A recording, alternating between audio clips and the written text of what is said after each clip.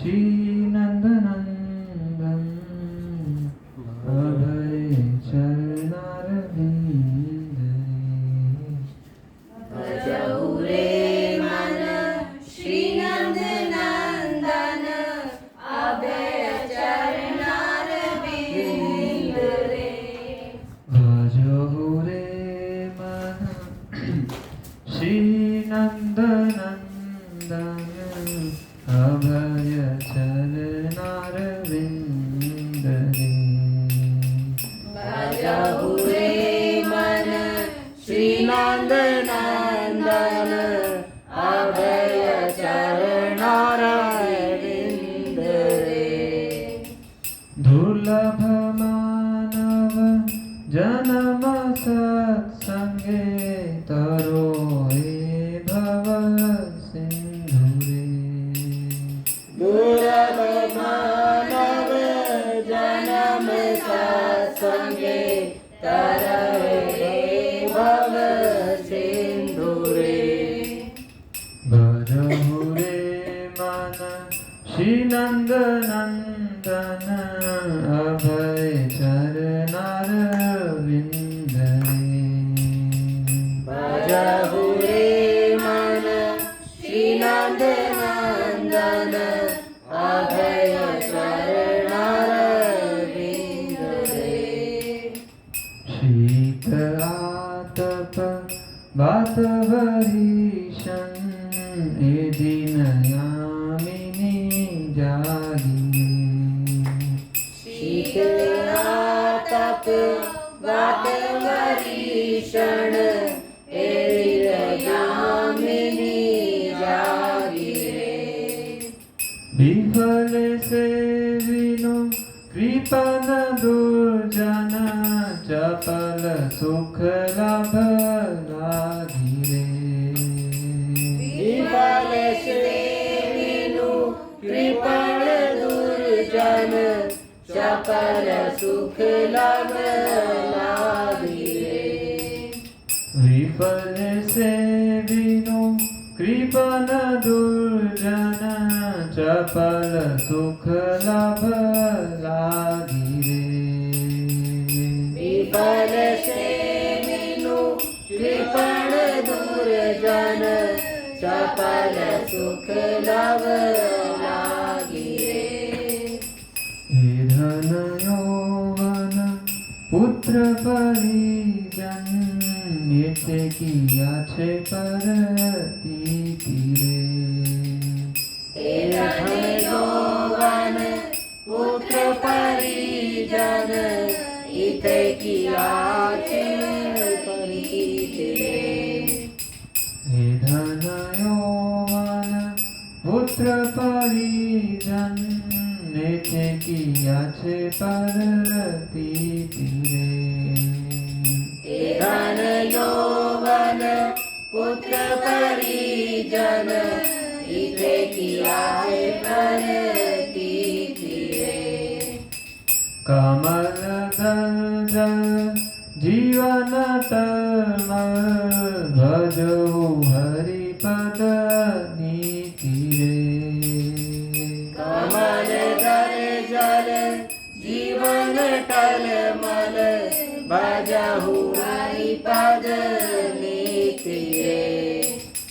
कमल दल जल जीवन तमल भजहु हरिपद नीति रे। कमल दल जल जीवन टलमल भजहु हरिपद नीति रे। श्रवण कीर्तन स्मरण वंदन पाद सेवन दास्य रे।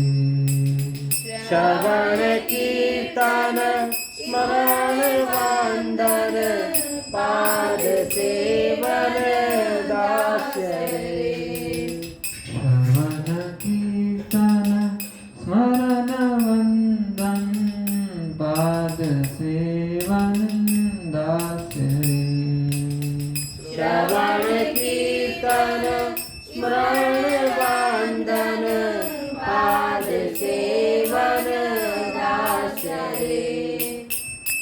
पूजन सखी जन आत्मनिवेदन गोविंद दास अभिलाष रे पूजन सखी जन आत्मनिवेदन गोविंद दास अभिलाष रे पूजन सखी जन आत्मनिवेदन गोविंद दास अभिलाष रे पूजन सखी जन आत्मनिवेदन गोविंद दास अभिलाष रे भजो रे मन श्री नंद नंदन अभय चरणारविंद रे भजहु रे मन श्री नंद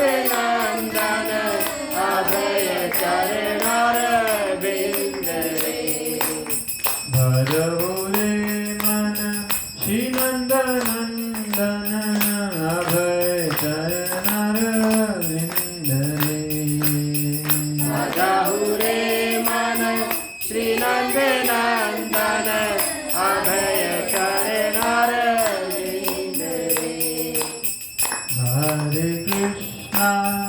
हरे कृष्णा कृष्णा कृष्णा हरे हरे हरे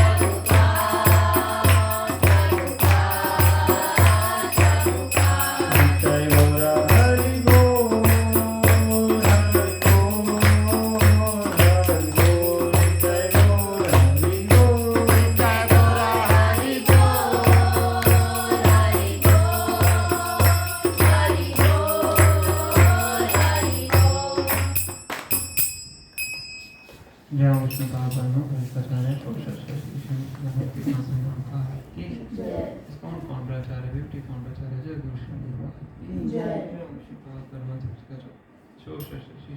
भक्ति सिद्धांत सरस्वती ठाकुर की अनंत कोटि वैष्णव की नाम आचार्य श्रीधर ठाकुर की प्रेम से कहिए श्री कृष्ण चैतन्य प्रभु नित्यानंद श्री द्वैत गदाधर श्रीवासादि गौर भक्तवृंद की श्री श्री राधा कृष्ण गो गोपिका श्याम कुंड राधा कुंड गिरि गोवर्धन की गंगा यमुना माई की मथुरा वृंदावन धाम की श्री श्री राधा राधिका मोहन की श्री कृष्ण बलराम की श्री श्री जगन्नाथ देव सुधा महारानी की श्री श्री गौरताई की नित्य गौ प्रेमानंदे गौरी सुसंपन्न गौरी सुसंपन्न कृष्ण और ग्लोरी सुसंपन्न कृष्ण और श्री श्री गुरु श्री परम और गुरु श्री प्रभुपाद श्री प्रभुपाद की जय। हरे कृष्ण हरे कृष्ण। लॉक लगा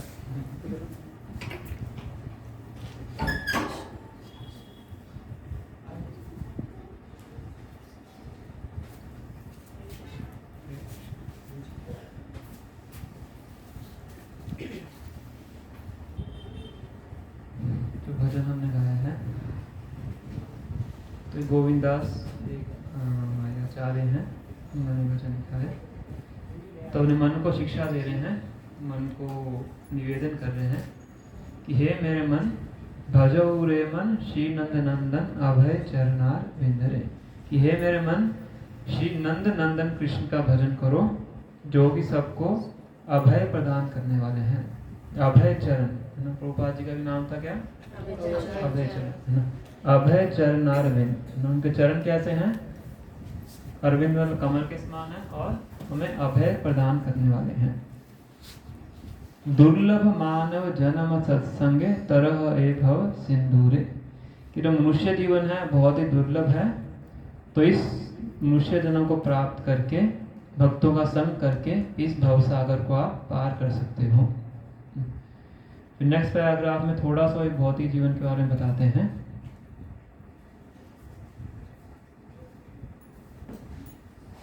तो कह रहे शीत आतप बात वरीशन ए दिन यामिनी जागीर। तो कह रहे कि मैंने क्या किया अपने जीवन में। शीत किसको बोलते हैं? आतप गर्मी, बात तेज आंधी, वरीशन मतलब बारिश, सर्दी गर्मी आंधी तूफान, दिन यामिनी जागीर, दिन और रात जाग के मैंने क्या किया है। विफल सेविनो कृपन दुर्जन, कृपन मतलब जो कंजूस लोग होते हैं, दुर्जन मतलब जो दुर्जन व्यक्ति हैं, ऐसे लोगों की मैंने फालतू में सेवा की है। कैसे की है? दिन रात जाग के, सर्दी गर्मी सहन करके और तूफान आदि सहन करके। किस लिए सेवा की है? विफल सेविनो कृपण दुर्जन चपल सुख लव लागीरे। चपल मतलब बहुत क्षणिक, थोड़ा सा सुख प्राप्त करने के लिए मैंने ऐसे लोगों की इतनी कठिन परिस्थितियों में सेवा की है। ए धन यौवन पुत्र परिजन एथे की याचे परती धीरे, कि जो पुत्र हैं, परिजन हैं, परिजन रिश्तेदार हो गए, धन हो गया, यौवन मतलब युवावस्था होगी, इसमें क्या आनंद है, इसमें क्या महत्वपूर्ण चीज है ना। कमल दल जल जीवन टलमल भजो हरिपद नीति। तो जीवन कैसा है? एक कमल के पत्ते के ऊपर पड़ी हुई पानी की बूंद ना। कमल का पत्ता कैसा होता है? इसके ऊपर ऑयलिंग टाइप का नेचुरल ऑयल होता है, उसमें पानी की बूंद होती है, थोड़ी सी हवा आती है, पानी की बूंद नीचे गिर जाती है। जीवन हमारा कैसा है? उस पानी की बूंद की तरह है, कभी भी किसी भी क्षण खत्म हो सकता है ना। जरूरी नहीं है कि बुढ़ापा आने के बाद ही मृत्यु होगी, है ना। आइडियली ऐसा हो सकता है, पर अधिकांशता उल्टा भी हो सकता है ना। बचपन में भी हो सकती है, युवावस्था में भी हो सकती है। इसलिए कह रहे हैं कमल दल जल जीवन टलमल, इसलिए क्या करो? भजो हरिपद नीति ना। इसीलिए भगवान हरि के चरणों की आश्रय, चरणों का आश्रय ग्रहण करो, उनके चरणों का भजन करो। फालतू में कृपन दुर्जन की सेवा करने के बजाय जितनी मेहनत करके हम उनकी सेवा करते हैं, उतनी ही मेहनत करके अगर भगवान की सेवा करेंगे तो क्या हो जाएगा? अभय चरनार विंदरे, अभय प्रदान करेंगे, तरह है भव सिंधुरी, भव सिंधु को हम पार कर सकते हैं। तो भगवान की सेवा कैसे की जा सकती है लास्ट पैराग्राफ में बताते हैं। श्रवण कीर्तन स्मरण वंदन पाद सेवन दास्य रे पूजन सखीजन आत्मनिवेदन गोविंद दास अभिलाष। नवता भक्ति का वर्णन कर रहे हैं। श्रवण भगवान का सुनना, कीर्तन भगवान का बोलना, स्मरण भगवान का स्मरण करना, वंदन उनको प्रार्थनाएं ऑफर करना, पाद सेवन उनके चरणों की सेवा करना, दास बन के सेवा करना, पूजन उनकी पूजा अर्चना करना, जिनके बारे में आप चर्चा करेंगे, सखीजन भगवान के सखा के रूप में, और आत्मनिवेदन पूरा अपने आप को भगवान को समर्पित कर दें। तो इस प्रकार से भगवान की सेवा करके हम इस भवसागर को पार कर सकते हैं। तो आज हम सब इकट्ठा हुए हैं भगवान के अर्च विग्रह की सेवा के बारे में चर्चा करने के लिए। तो जैसे इस सॉन्ग में बताया गया है कि संसार में हम बहुत कठिन परिश्रम करते हैं अलग अलग कार्य करने के लिए। अगर वही परिश्रम हम भगवान की सेवा करने के लिए करते हैं तो हमारा मुक्ति का जो द्वार है वो खुल जाता है। तो खास करके भगवान का जो अर्च विग्रह है, भगवान के अलग अलग अवतार होते हैं। हर अवतार का अलग अलग उद्देश्य होता है। लीला अवतार हैं, गुण अवतार हैं, युग अवतार हैं, मनवंतर अवतार हैं, ऐसे भगवान के पुरुष अवतार हैं, अलग अलग अवतार होते हैं। हर अवतार का अपना अपना एक उद्देश्य होता है। तो ऐसे ही भगवान का एक अवतार है जिसको बोलते हैं अर्च अवतार।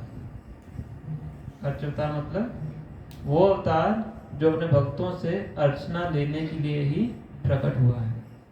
जो भगवान के विग्रह हैं, भगवान के अर्च विग्रह हैं, उनका एकमात्र उद्देश्य क्या है? अपने भक्तों से सेवा करवाना है ना। तो सब कार्य खुद कुछ नहीं करेंगे, क्या करेंगे? भक्तों के ऊपर ही निर्भर रहेंगे, वो खड़े रहेंगे बस अपना, है ना, और भक्तों से सेवा लें। तो ये उनके इस अवतार का उद्देश्य है। तो हम अभी भौतिक परिस्थिति में बंधे हुए हैं, तो हम भौतिक पदार्थ के बिना किसी और वस्तु को देख नहीं सकते, है ना। हम तो सूक्ष्म चीज को भी देख नहीं सकते। तो मन बुद्धि अहंकार क्या है? हमारे सूक्ष्म पदार्थ हैं, उनको हम देख नहीं सकते। तो आत्मा तो आध्यात्मिक है, तो आत्मा को देखने की बात ही छोड़ दीजिए कि भगवान तो उससे भी ऊपर है ना। तो भगवान को हम अपनी आंखों से देख नहीं सकते। तो इसलिए भगवान हमारे सामने उस रूप में प्रकट होते हैं जिस रूप में हम उनको देख सकते हैं और उनकी सेवा कर सकते हैं ना।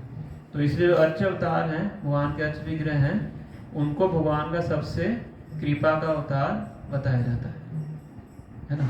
तो नरसिंहदेव प्रकट हुए थे, उनकी सेवा कर सकते हैं आप? कर सकते हैं। स्वयं लक्ष्मी देवी उनके पास जाने से घबराती हैं। जब भगवान ने हिरण्यकशिपु का वध किया था तो सारे देवी देवता कांप रहे थे भगवान के आगे जाने के लिए। तो सबने लक्ष्मी देवी को आगे किया कि आप तो इनकी पत्नी हैं। तो लक्ष्मी देवी ने एक कदम आगे बढ़ाया, फिर पीछे आ गई। तो इस रूप में तो मैं भी आगे जा सकती हूँ। प्रहलाद महाराज को आगे भेजते हैं, है ना। तो भगवान के अन्य अवतारों को हम अप्रोच नहीं कर सकते, पर ये भगवान का जो अर्च विग्रह है, इनकी हम सेवा बहुत अच्छे तरीके से कर सकते हैं। जितना अच्छे से चाहें उतना अच्छे से इलेबोरेट वे में हम उनकी सेवा कर सकते हैं।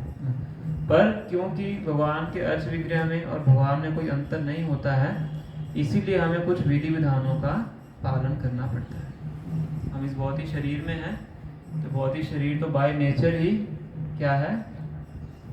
साफ है, गंदा है ना। बाय नेचर, बाय डिफॉल्ट क्या है? दूषित है ना। हम सो के उठते हैं, हमारे बॉडी के हर छिद्र से गंदगी निकलती है, इसलिए हमें बार बार नहाना पड़ता है ना। इसीलिए भगवान के अर्च विग्रह की सेवा करने के लिए हमें बहुत से विधि विधानों का पालन करना होता है ना। अगर वो विधि विधानों का पालन नहीं करते हैं तो इसको बोलते हैं सेवा अपराध। तो ऐसे 64 सेवा अपराध होते हैं जो भक्ति सामयिक सिंधु में श्री रूप गोस्वामी वर्णन करते हैं। उनके बारे में अभी हम चर्चा नहीं करेंगे ना, तो उसके बारे में कभी बाद में आप पढ़ सकते हैं ना। तो अभी हम थोड़ा सा बेसिक डीटी वर्शिप के बारे में चर्चा करेंगे, फिर जो जो सेवाएं हम यहाँ पे सेंटर में करेंगे उनके बारे में थोड़ा सा डिटेल में हम चर्चा करेंगे। मैं एक ग्रुप में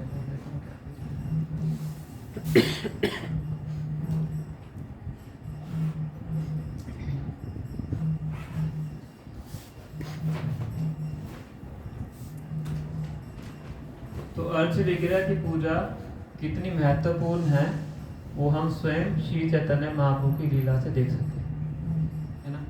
तो श्री चैतन्य महाप्रभु जब अपनी ट्रैवलिंग पर जाते थे, हर रोज किसी ना किसी मंदिर में स्टे करते थे, है ना। आप में से भी किसी ने पढ़ा हो ना?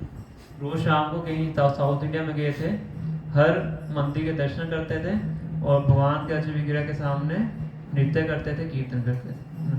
और जितने भी भगवान के पार्षद थे सबके पास अपने अपने पर्सनल अर्च विग्रह थे पूजा करने के।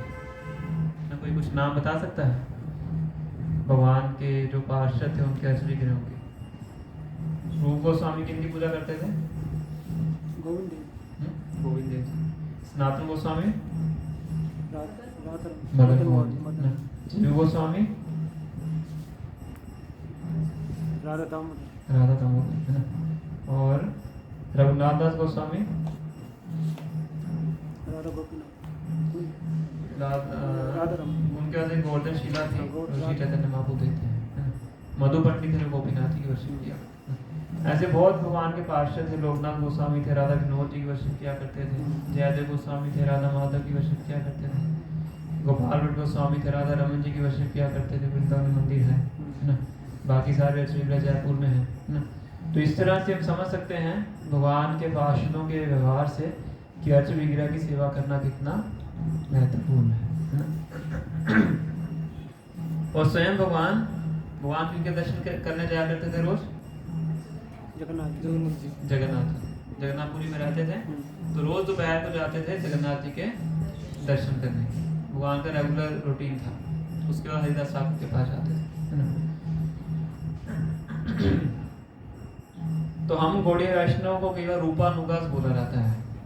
रूपानुगा मतलब रूप अनुगा,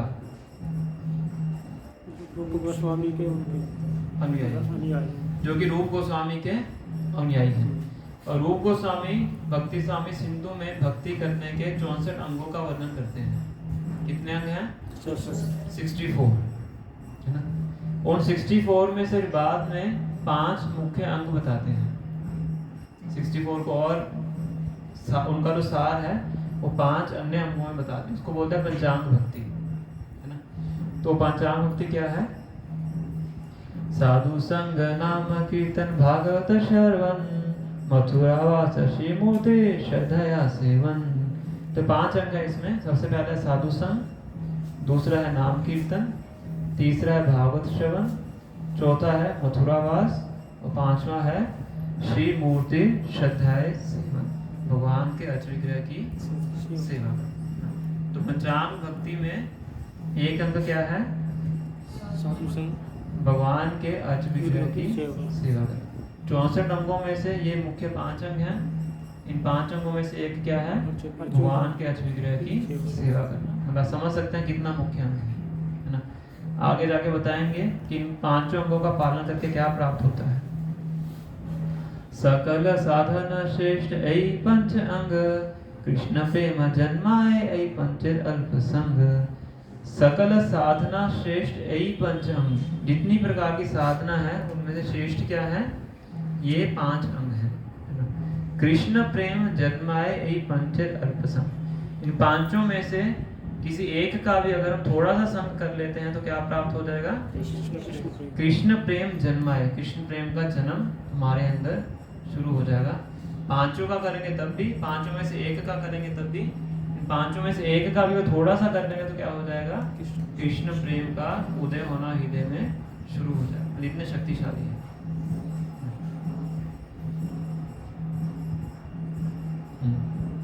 फिर आगे बताते हैं श्रील प्रभुपाद भक्ति स्वामी सिंधु में, the power of these 5 principles is very wonderful and difficult to reconcile. Even without faith in them, a person who is offenseless can experience dormant love of Krishna simply by being connected with them. इनकी शक्ति इतनी आश्चर्यजनक है, इतनी महान है कि अगर कोई बिना श्रद्धा से, किससे? बिना श्रद्धा से, उसकी श्रद्धा भी नहीं है, फिर भी थोड़ा सा इन कार्यों को कर लेता है, तभी भी उसके अंदर क्या होता है? सुप्त कृष्ण प्रेम जागृत हो जाता है। और अगर श्रद्धा से करेगा तो फिर क्या प्राप्त हो जाएगा? समझ रहे हैं? कि अगर मंदिर में आता है भगवान के अच्छे विग्रह के सामने जबरदस्ती झुक जाता है ना, कोई बच्चे को जैसे लाते हैं जबरदस्ती लेटा देते हैं नीचे ना, तो ऐसा करने से भी क्या हो जाएगा, उसको कृष्ण प्रेम का उदय होना उसके अंदर शुरू हो जाएगा।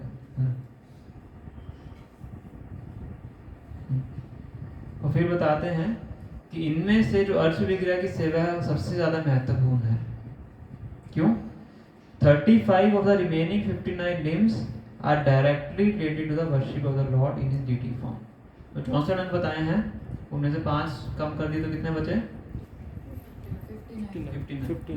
59 में से 35 ऐसे अंग हैं जो कि भगवान के अर्च विग्रह की सेवा से ही संबंधित है। मतलब अगर आप भगवान के अर्च विग्रह की सेवा कर रहे हैं तो 35 अंग तो आपके अपने आप ही हो गए। समझ रहे हैं? समझ पा रहे हैं कितना महत्वपूर्ण है? तो एक बहुत अच्छा एक श्लोक है, अर्च विग्रह की सेवा के संबंध में श्री रूप गोस्वामी बताते हैं।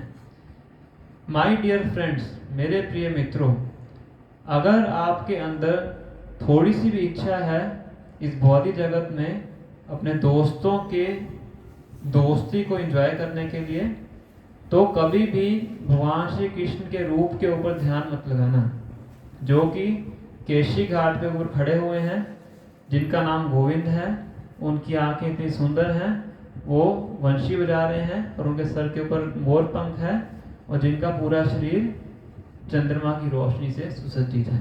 क्या कह रहे हैं यहाँ पे? क्या समझ में आया आपको? भौतिक जैसे रहना चाहते हैं भगवान श्री कृष्ण से अलग, मतलब उनकी, क्योंकि अगर उनकी भक्ति में आ गए तो ये सारी चीजें खत्म हो जाएगी।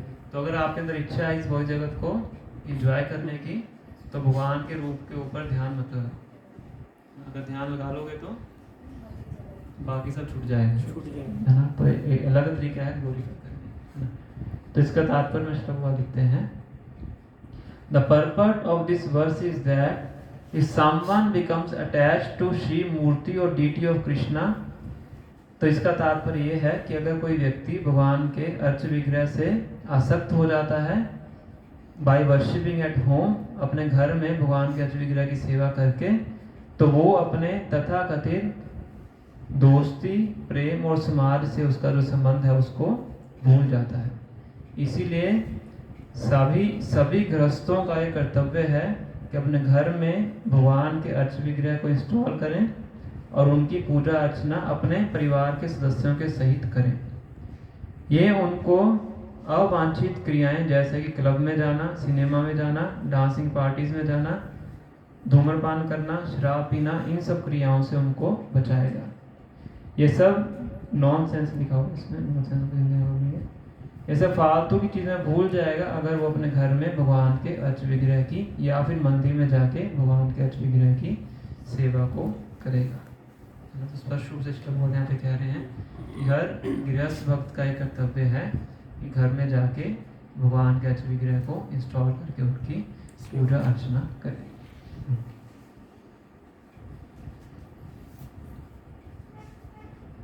ठीक है।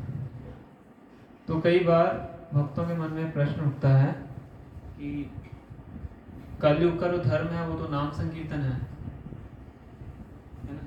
कलयुग धर्म हरिनाम संकीर्तन, कृष्ण शक्ति बिना नाही था परिवर्तन, है ना। कि कलयुग का धर्म तो है नाम संकीर्तन करना, पर आप यहाँ पे कह रहे हैं कि अर्च विग्रह की सेवा कीजिए ना। तो ये तो दोनों बातें तालमेल नहीं खा रही हैं, है ना। एक होती है पंचरात्रि की विधि। पंचरात्रि की विधि मतलब जिसमें भगवान के अर्च विग्रह की पूजा की जाती है ना। वो नारद पंचरात्र एक किताब है नारद जी के द्वारा लिखी गई है, उसके अनुसार भगवान की अर्चना की जाती है। तो जो उस विधि को फॉलो करता है उसको बोलते हैं पंचरात्रि की विधि। एक होती है भागवत विधि। भागवत विधि मतलब भगवान के नाम का श्रवण और कीर्तन करना, है ना। पर कृष्ण भावनामृत आंदोलन में हम इन दोनों विधियों को साथ में लेके चलते हैं। जैसे कि ट्रेन होती है, ट्रेन दो पटरियों पे दौड़ती है ना। इसी प्रकार से जो भक्ति है इन दोनों पटरियों के ऊपर चलती है। भागवत विधि इसमें भगवान के नाम का श्रवण कीर्तन है, और पंचरात्रि की विधि जिसमें भगवान के अर्च विग्रह की सेवा। तो भागवत विधि के अंदर ज़्यादा नियम कानून नहीं है। भगवान का नाम लेने में कोई नियम कानून नहीं है, कहीं पे भी ले सकते हैं, किसी भी अवस्था में ले सकते हैं। जो भगवान के नाम की माला है किसी भी अवस्था में आप कर सकते हैं, है ना। उसमें दिन रात, सर्दी गर्मी, स्थान का, शरीर का दूषित होना, साफ होना, उससे उसका कोई भी संबंध नहीं है।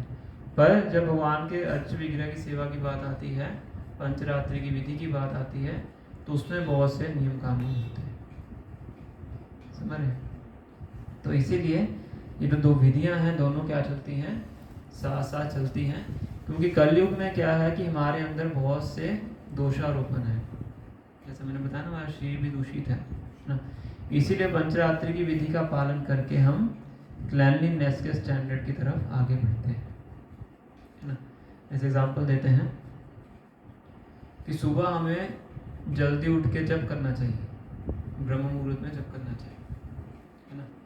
तो अभी हमारे मंदिरों में क्या क्या स्थिति है, क्या होता है सुबह मंगल आरती कितने बजे होती है? 4:30। तो 4:30 मंगल आरती होती है, मतलब सबको 4:30 बजे से पहले नहा धो के पहुँचना है ना। अब आप सोच लीजिए कि मंदिर में मंगल आरती नहीं है, मतलब विघ्न ही नहीं है ना। सुबह आपको आके क्या करना, बैठ के जप करना है ना। तो क्या होगा, पहले दिन 4:30 बजे आएगा व्यक्ति ना, फिर अभी सोचेगा कि जब भी तो करना है, 4:35 पे कर लेते हैं, है ना। 4:35 हो जाएंगे, 4:40 हो जाएंगे, 5 हो जाएंगे, 6 हो जाएंगे, है ना। और अगले सोचेगा नहाने की आवश्यकता है, बिना नहाए तो जब कर ही सकते हैं। टेम्पल हॉल में भी जाने की क्या आवश्यकता है, अपने रूम में ही कर लेते हैं, है ना। फिर बेड पे बैठ के भी कर सकते हैं, है ना। फिर रजाई के अंदर बैठ के भी कर सकते हैं, समझ रहे हैं। पर जब भगवान के अर्च विग्रह हैं तो क्या है कि शंख बजने से पहले आपको पहुंचना है। और कैसे पहुंचना है, नहा धो के पहुंचना है ना। तो इसीलिए जो पंचरात्रि की विधि है ये हमें क्लैनलीनेस के स्टैंडर्ड की तरफ लेके आती है। इससे दोनों जो विधियां हैं आपस में एक दूसरे को पूरा करती हैं, है ना। श्रवण और कीर्तन करके हम अपने आप को आंतरिक रूप से शुद्ध करते हैं, और जब हम आंतरिक रूप से शुद्ध होते हैं तभी हम अच्छे तरीके से भगवान के अर्च विग्रह की सेवा कर सकते हैं। इसलिए बोला जाता है कि जो 16 माला करता है वही भगवान के अर्च विग्रह की सेवा करने के योग्य है ना। हमारे मंदिर में तो ये नियम होता है कि जो ब्राह्मण दीक्षित है वही भगवान के अर्च विग्रह की सेवा कर सकता है ना। तो ब्राह्मण दीक्षित का मतलब क्या है कि ब्राह्मण दीक्षा के समय जो गुरु हैं अपने जो शिष्य हैं उनको ये गायत्री मंत्र प्रदान करते हैं। उनके राइट ईयर में वो गायत्री मंत्र, अलग अलग प्रकार के गायत्री मंत्र होते हैं। हम 7 प्रकार के गायत्री मंत्र उच्चारण, 5 प्रकार के गायत्री मंत्र उच्चारण करते हैं। तो वो गुरु अपने शिष्य के राइट ईयर में, सबसे पहले गुरु के मुख से राइट ईयर में जो शिष्य है उन मंत्रों को सुनता है। इसमें भगवान को ओपन में उच्चारण नहीं किया जाता है ना। तो वो मंत्र प्राप्त करके गायत्री 3 बार गायत्री करता है जो शिष्य होता है, उसके बाद फिर भगवान के अर्च विग्रह को टच करने का योग्य बनता है ना। तो वो तो अभी हमारे सेंटर में मूल विग्रह भी नहीं है और वो स्टैंडर्ड हम सेंटर में कर भी नहीं सकते हैं। तो इसलिए हमने कहा कम से कम 16 माला 4 नियम जो व्यक्ति पालन करता है तो भगवान की सेवा कर सकता है, समझ रहे। तो इसमें भागवत विधि है वो पंचरात्रि की विधि को पूर्ण करती है कि उसका पालन करके हम शुद्ध बनते हैं भगवान के अर्च विग्रह की सेवा करके। और पंचरात्रि की विधि को फॉलो करके हम अपने शरीर को शुद्ध करते हैं, अपने आप को शुद्ध करते हैं, जिससे हम भागवत विधि का पूर्ण रूप से फायदा उठा सकते हैं। इसलिए दोनों जो विधियां हैं आपस में साथ साथ चलती हैं। तो अब तक किसी को कोई प्रश्न है?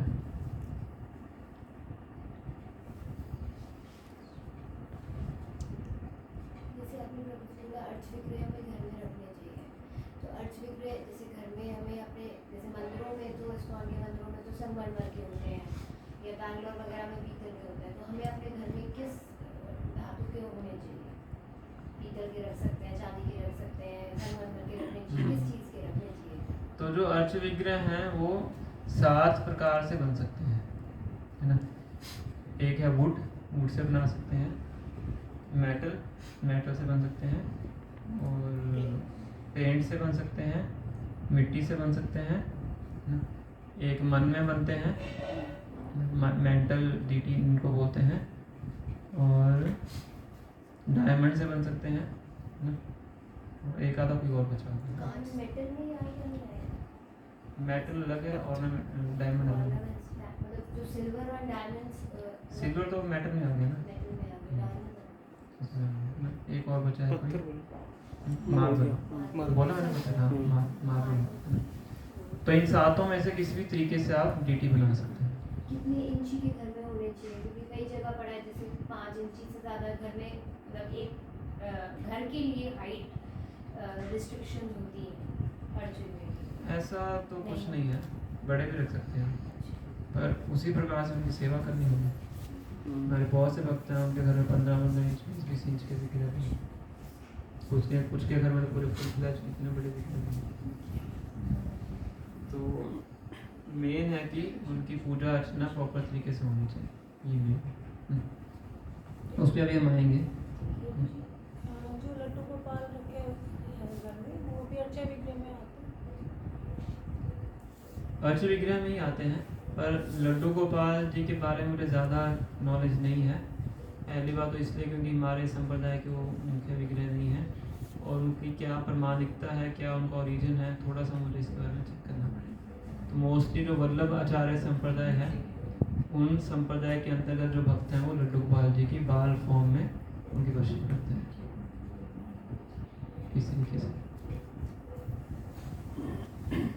तो ज़्यादा तो फिर वही संप्रदाय के जो भक्त हैं वो ज़्यादा बता सकते हैं। भारत में तो एक तरह से ट्रेडिशन टाइप का कल्चर टाइप से बन गया है ना, कि लोग घर घर में उठा के ले आते हैं, पर वर्शिप प्रॉपर तरीके से करते भी नहीं है ना, देखा देखी एक तरह से बन गया है। एक तरीके से अच्छा भी है, थोड़ा सा भगवान से आसक्ति होती है, पर जब अर्च विग्रह घर में लाते हैं तो उसके बहुत से विधि विधान होते हैं, वरना भी सेवा अपराध लगता है।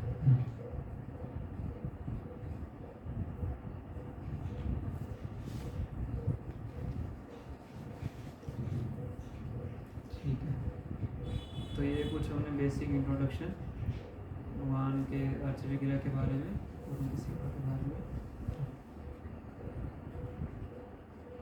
तो जो हमारा मुख्य विषय है, एक हम चर्चा करेंगे कुछ क्लैनलीनेस स्टैंडर्ड्स के बारे में, और एक हम चर्चा करेंगे भगवान की वर्शिप कैसे की जाती है, और एक हम चर्चा करेंगे भगवान की ड्रेसिंग कैसे की जाती है।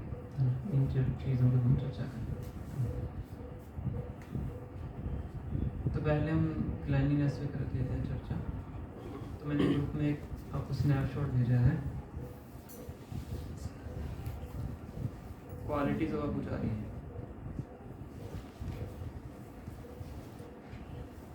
बोलो।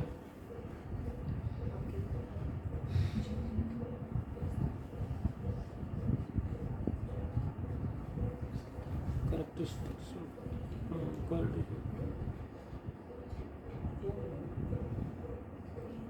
बोला ना? तो कुछ एक्ट्रॉनिक सा बनाया हुआ है, पता नहीं पढ़ नहीं पाया क्या इसका मीनिंग भी है कि नहीं, वैसे ही लिखा हुआ है। तो सी फॉर क्लैनलीनेस एंड पंक्चुअलिटी। जब भी डीटी वर्शिप की बात आती थी तो प्रभुपाद जी मुख्य ये दो क्वालिटीज ही बताते थे। हालांकि डीटी वर्शिप में बहुत सी चीज़ें हैं, है ना, किस तरीके से करनी चाहिए, किस भावना से करनी चाहिए, किस स्किल्स भी आनी चाहिए, पर प्रभुपाद मोस्टली ये दो क्वालिटीज वर्णन करते थे, क्लैनलीनेस एंड पंक्चुअलिटी, स्वच्छता और समयबद्धता, है ना। तो ये दो क्वालिटीज खास करके डीटी वर्शिप में बहुत ज़्यादा महत्वपूर्ण है ना। प्रभुपाद जी जब भी कहीं गंदगी देख लेते थे बहुत डांटते थे। एक बार प्रभुपाद जी किसी मंदिर में जाते हैं तो उस मंदिर के जो भक्त होते हैं बहुत मेहनत करके पूरा मंदिर साफ करते हैं, है ना। तो मंदिर के जो अध्यक्ष होते हैं वो के साथ ऐसे चल रहे होते हैं कि हम बड़ा अच्छा प्रभुपाद जी अप्रिशिएट करेंगे, वो समझ लेते क्या सोच रहे हो। तो वो जाते हैं, दरवाजे के नीचे खड़े होते हैं, दरवाज़ा है तो दरवाजे के ऊपर उंगली ऐसे लगाते हैं, ऐसे करते हैं, पूरी मिट्टी ऊपर से नीचे गिरती है। तो कोई सोच नहीं पाता है दरवाजे के ऊपर मिट्टी कैसे कौन साफ करे। तो जब बहुत बारीकी में जाके प्रभुपाद जी जिनका ध्यान देते हैं। प्रभुपाद के शिष्य हैं नरसिंह कवच प्रभु, वो हमारे इस कॉम के डीटी मिनिस्ट्री के हेड हैं। तो अलग अलग मंदिरों में जाके डीटी किचन भगवान के ऑल्टर में वो इसका क्लैनलीनेस को देखते हैं। तो एक दिन किसी किचन में गए हमारे मंदिर में शायद, तो सब कुछ साफ किया था, वो जो जहाँ पे बर्तन रखते हैं उसका जो टेबल था उसके नीचे वाला उसमें जाले लगे हुए थे उसमें उन्होंने पकड़ लिया। तो मतलब इतनी डिटेल में जाके स्वच्छता के नियम का पालन किया जाता है। सबसे पहले हमारी पर्सनल जो शरीर की स्वच्छता है उसको हमें ध्यान देना चाहिए, है ना। तो जब भी हम अर्च विग्रह की सेवा करने आए तो सबसे पहले तो वैष्णव वेशभूषा होनी चाहिए, और जो कपड़े हैं हमारे फ्रेश कपड़े होने चाहिए। ऐसा नहीं कि नए होने चाहिए, पर फ्रेश होने चाहिए, मतलब उससे धोने के बाद वो पहने, उससे पहले उनको पहनना नहीं चाहिए, धुले होने चाहिए ना। कई बार होता है ना 5 मिनट पहन के फिर उनको उतार के रख दिया, घरों में तो ऐसे ही चलता है, जीन्स होती है 10 दिन चलती है ना। तो ऐसे नहीं, और भक्त कह देते हैं कि 5 मिनट तो पहले कल मैंने सिर्फ 5 मिनट ही पहना था इसलिए उसको आज दोबारा मंगलाते हैं पहन के आए। तो ये स्वच्छता में नहीं आता है। तो फ्रेश कपड़े पहनना है, और कुछ बेसिक नियम है वो मैं दोबारा आपको रिपीट कर देता हूँ ताकि कुछ कंफ्यूजन ना रहे, है ना। कि किन किन अवस्थाओं में हमारा जो शरीर है वो दूषित होता है ना। शरीर से हम कोई भी जो रिजेक्टेड पार्ट है उसका त्याग करते हैं तो उससे शरीर हमारा दूषित होता है ना। हम मल का त्याग करते हैं, बालों को कटवाते हैं, नाखून काटते हैं, शरीर से हमारे पसीना निकलता है ना। इन अवस्थाओं में हमारा शरीर क्या होता है, दूषित हो जाता है। इन सब क्रियाओं के बाद हमें नहाना पड़ता है ना। ये नहाना आवश्यक है, डीटी वर्शिप के लिए नहीं, है तो नॉर्मल वैष्णव एटिकेट है ना। तो इससे हम स्वच्छता का पालन करते हैं। और कुछ ऐसे दिन होते हैं महीने में जिसमें जो वुमेन होती है कॉन्टेमिनेट मानी जाती हैं, तो उन दिनों में हम भगवान के अर्च विग्रह की सेवा नहीं कर सकते, या भगवान की किचन में भी सेवा नहीं कर सकते। मंदिर आ सकते हैं, माला का जप कर सकते हैं, क्लासेस अटेंड कर सकते हैं, पर जो अर्च विग्रह की सेवा की बात आती है उसमें हम पार्टिसिपेट नहीं कर सकते। जैसे मैंने आपको पहले बताया कि भागवत विधि में ज़्यादा नियम कानून नहीं होते हैं, पर पंचरात्रि की विधि में ये सारे नियम कानून पालन करने पड़ते हैं, अदरवाइज में सेवा अपराध होने लगता है। तो ये हो गया क्लीनलीनेस के ऊपर। और अगर हम कभी शमशान घाट में जाते हैं, किसी डेड बॉडी को टच करते हैं, है ना, घर में किसी की मृत्यु हुई है, किसी का जन्म हुआ है, तो सूतक पातक बोलते हैं। जन्म होता है सूतक लगता है, मृत्यु होती है तो पातक लगता है ना। तो उस कंडीशन में भी दूषीकरण हो जाता है ना, उसको कंटामिनेटेड सेल माना जाता है। तो उस स्थिति में भी अर्च विग्रह की सेवा हम नहीं कर सकते। स्थिति में तो हम वैसे टेम्पल और भी, जैसे अगर किसी की फैमिली के अंदर हो जाता है तो क्योंकि घर में भी पूजा बंद हो जाती है उस टाइम, तो हमें टेम्पल आ सकते हैं, टेम्पल हॉल भी एंटर वैसे तो नहीं, मतलब मैंने कभी सुना नहीं कि मंदिर में ही नहीं आ सकते। भक्तों की स्थिति थोड़ी अलग मानी जाती है। जैसे ब्रह्मचारी के केस में बोला जाता है कि वो भगवान के अर्च विग्रह की सेवा भी कर सकते हैं, उनके घर में अगर मृत्यु होती भी है, क्योंकि भगवान गुरु के आश्रम में है। तो अगर वो गृहस्थ आश्रम में है तो ऐसा बताया जाता है कि 4 दिन के बाद वो भगवान के अर्च विग्रह की सेवा भी कर सकता है, जैसे भी पुजारी है। भक्ति का पालन करते हैं तो वैसे ही शुद्ध हो जाते हैं, पर टेम्पल हॉल में नहीं आ सकते, इसके ऊपर से थोड़ा चेक करना पड़ता है। ऐसा हमारे मंदिर में ऐसा कोई नियम नहीं है, टेम्पल हॉल में ही नहीं, मंदिर ही नहीं आ सकते। सेवाओं के लिए तो भक्त आते जाते रहते हैं। ऑल्टर में जाने के ऊपर नियम कि किसी पुजारी के घर में मृत्यु हो जाती है तो उसको भी सेवा से कुछ दिनों के लिए ऑल्टर में ऊपर डीटी वर्शिप के लिए हो गया। लेकिन क्योंकि जैसे अगर हम वैसे सोचें कि अगर हम आज कंटामिनेटेड हैं एंड जो और डिवोटीज हैं, जो और भक्त हैं, दे आर प्योर, तो अगर हम टेम्पल हॉल में जाते हैं, क्लास सुन रहे हैं, we are sitting at the back, तो हम क्लास सुन रहे हैं, दैट इज फाइन। बट अगर हम सबके साथ ही बैठ रहे हैं एंड हम और डिवोटीज के साथ टच भी होते हैं, तो हम उसको भी कंटामिनेट। तो एक्चुअली सूतक और पातक में जो कंटेमिनेशन होती है मोस्टली इंटरनल है। एक्सटर्नल तो कि मान लो आप शमशान घाट में गए, आने के बाद आपने स्नान कर लिया, तो एक्सटर्नल तो आपका दूर हो, बेसिकली इंटरनल है ना। तो उसके पीछे लॉजिक क्या है कि जब घर में किसी की मृत्यु होती है, किसी का जन्म होता है, तो दोनों कंडीशन में हमारा जो माइंड होता है वो स्टेबल नहीं होता है। जन्म होता है तो बहुत खुश हो जाता है, मृत्यु होता है बहुत दुखी हो जाता है ना। तो ऐसी अवस्था में भगवान के अर्च विग्रह की सेवा करना ठीक नहीं, ये कारण है ये लोग। पर ऐसा नहीं कि बाहरी रूप से आप दूषित हैं। जैसे हम वुमेन्स जो हम लोग अपना जो भी साइकिल्स में हम लोग कंटामिनेटेड होते हैं, अगर हम शुरू के 3-4 डेज इसीलिए बोला जाता है घर में कि डोंट गो टू द मंदिर, हम घर में भी मंदिर में एंटर नहीं करते, किचन में एंटर नहीं करते हैं। And to be very honest, हम अपने एल्डर्स को भी टच नहीं, कोशिश ये रहती है हम टच नहीं करें बिकॉज उससे वो भी कंटामिनेट होता है। बट वही चीज़ अगर हम सेंटर में, अगर हम टेम्पल हॉल में आ रहे हैं तो वो चीज़ सही है या गलत है? हालांकि ये बोला गया कि उस समय पे जो वुमेन है उसको अनटचेबल बोला जाता है ना, ये मैंने पढ़ा है शास्त्र में। पर बेस्ट तो है कि अगर इस रूल का हम पालन कर सकें, है ना। पर मैंने इतना ज़्यादा स्ट्रिक्टली इस रूल के बारे में फॉलो करने के बारे में मैंने सुना नहीं क्लासेस के अंदर, क्योंकि हमारा जो मुख्य जो उद्देश्य रहता है कि भगवान के बारे में सुने, तो उसके बीच में अगर कोई चीज़ बाधा पड़ती है तो उसके ऊपर ज़्यादा ध्यान नहीं दिया। पर अर्च विग्रह की सेवा में इस पर ज़्यादा ध्यान दिया।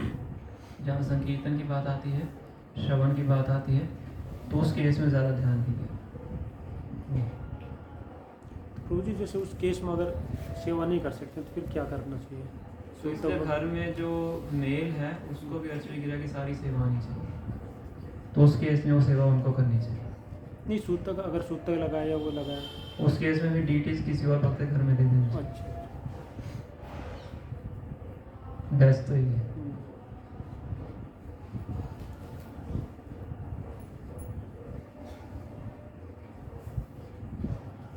क्लियर है? योर क्लैनलीनेस, फिर है पंक्चुअलिटी, समयबद्धता। तो इसीलिए आप देखेंगे हमारे मंदिरों में हर भोग का, हर आरती का, हर सेवा का समय फिक्स है।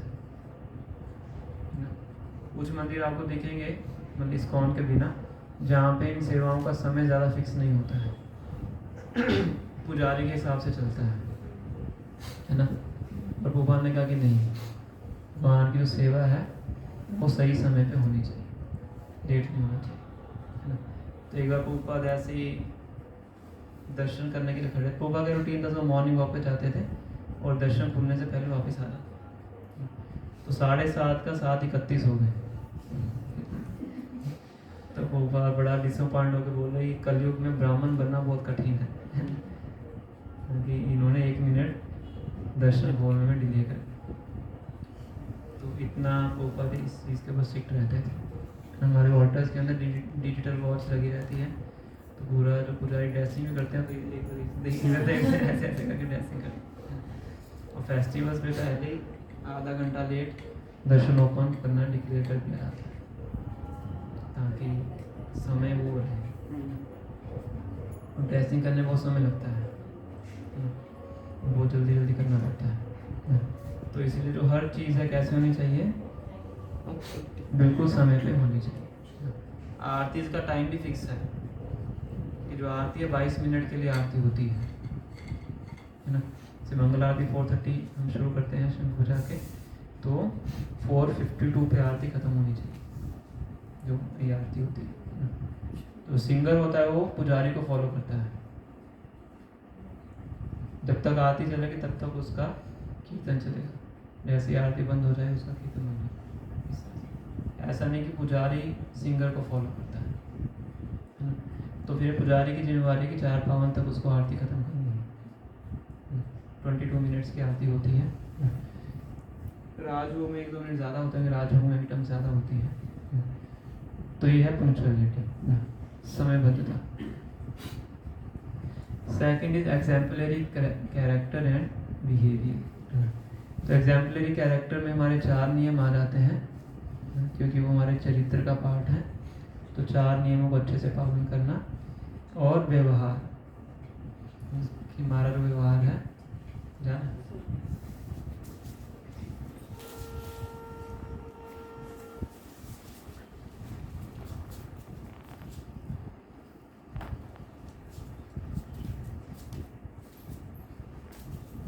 हमारा जो व्यवहार है वो कैसा होना चाहिए, आदर्श होना चाहिए, आइडियल बिहेवियर होना चाहिए, भगवान की सेवा करने, ऐसे नहीं भगवान की सेवा कर रहे हैं एक हाथ से, दूसरे हाथ से कुछ और कार्य कर रहे हैं, है ना, या फिर भगवान की सेवा करते करते बातें कर रहे हैं। तो जब भगवान की सेवा करें उस टाइम पिन ऑफ साइलेंस होनी चाहिए। या अगर बातें करनी भी हैं तो मतलब भगवान की सेवा के लिए किसी चीज़ की आवश्यकता है, मान लो आपको कुछ चाहिए तो दूसरे व्यक्ति से बोल के आप मांग सकते हैं, और फालतू की बातें नहीं करनी चाहिए, वो भी एक अपराध है ना।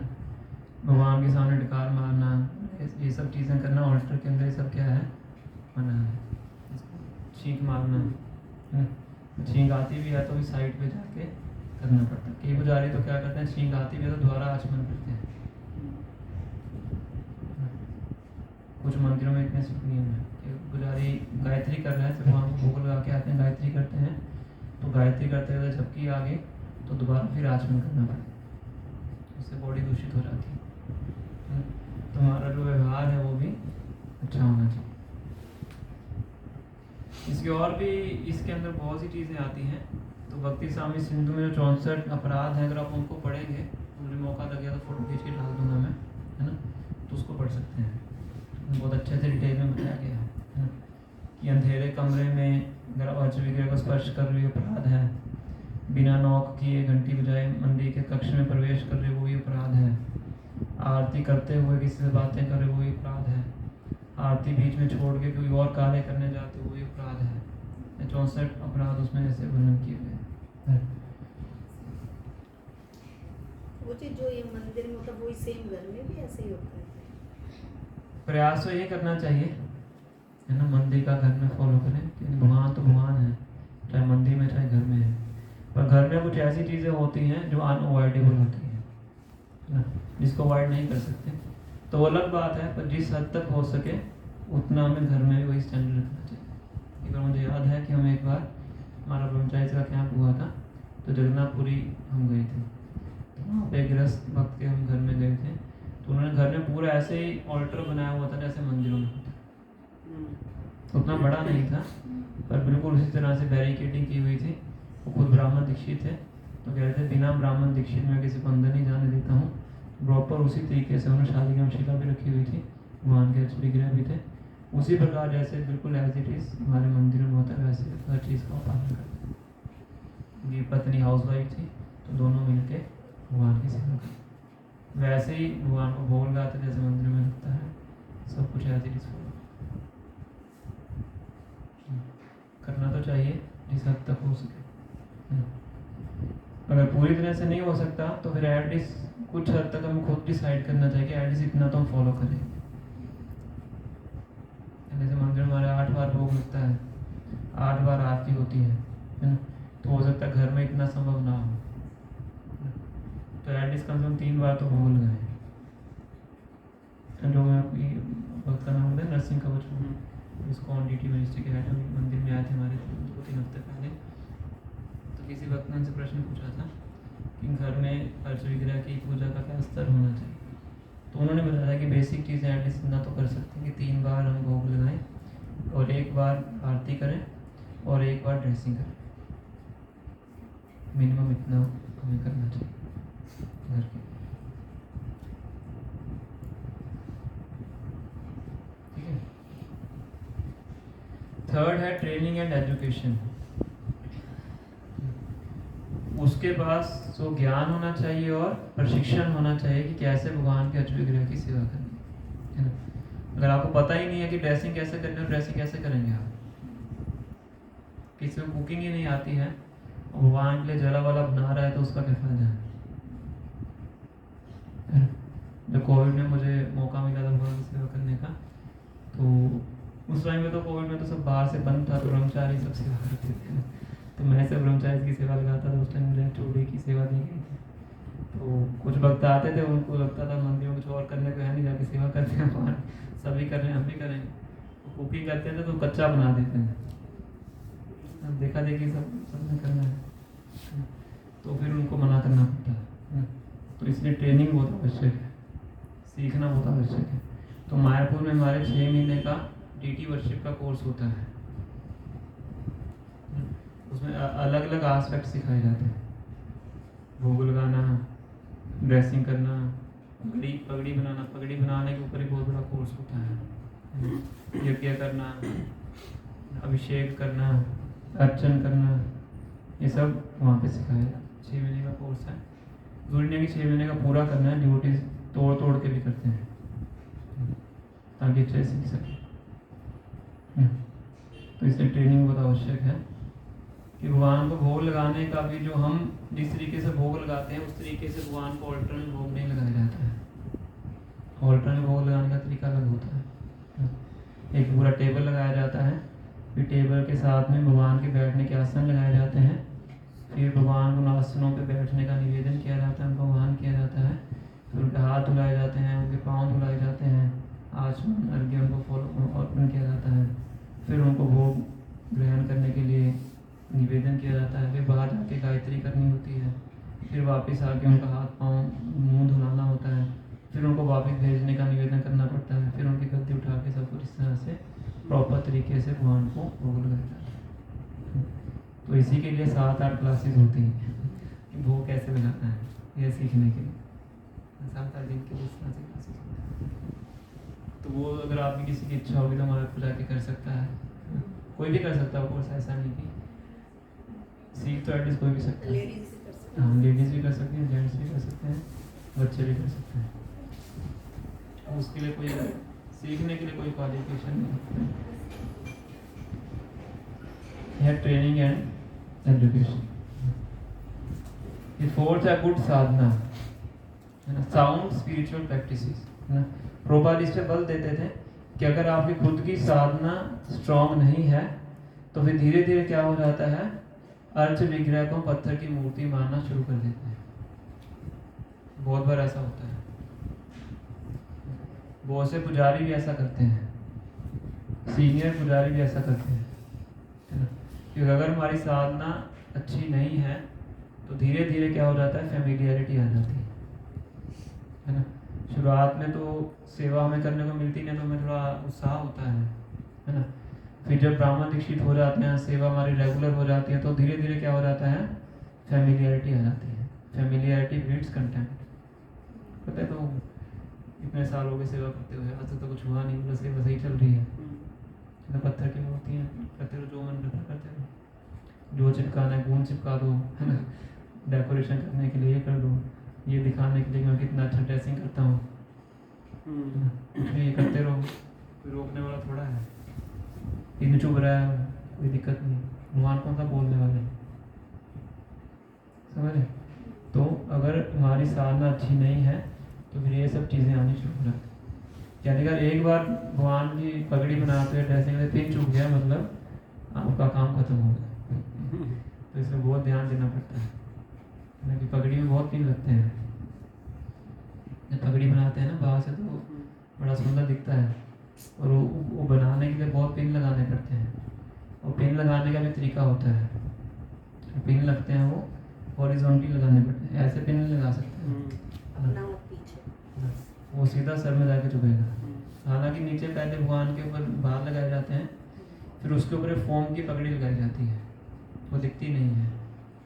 फोम के पगड़ी टाइप का बनाया जाता है, उसकी थर्मोकोल की अलग तरह का थर्मोकोल होता है, उसकी स्ट्राइप से करके तो पहले वो पगड़ी रखते हैं, उसके ऊपर फिर क्लोथ्स लगाए जाते हैं पगड़ी बनाने के। तो थर्मोकोल के अंदर पिन जाता है, तो पिन इस तरीके से लगाना होता है कि वो चुभना नहीं चाहिए। जो अच्छा पुजारी है तो उसको पता होता है कैसे पिन लगाया जाता है। जो अनुभवी नहीं है तो फिर वो गलती कर सकता है, फिर पिन चुभ सकता है भगवान। तो इसका ध्यान रखना पड़ता है। तो उसके लिए वो बालों में ना वेलक्रो से बाल खींचते हैं तो बहुत मुश्किल होती है। हाँ, तो उसको अवॉइड करना चाहिए। लेकिन फिर वो मुकुट को करते हैं ना, बहुत थोड़ा सा तो कोई तरीका ढूंढना चाहिए उसको। पगड़ी अच्छी रहती है बनानी, थोड़ा बहुत पगड़ी बनाने में टाइम लगता है, मेहनत भी लगती है, टाइम भी लगता है। गौर नहीं तो मुकुट पहनते नहीं है, मुकुट तो कृष्ण गुलाम भी नहीं पहनते हैं। राधा कृष्ण मुकुट तो वैसे भगवान ने द्वारका में आके पहनना शुरू किया था, वृंदावन का वो वेशभूषा नहीं है। राधा रानी को मुकुट पहनाया जाता है, राधा रानी को क्वीन की तरह ड्रेसिंग किया जाता है।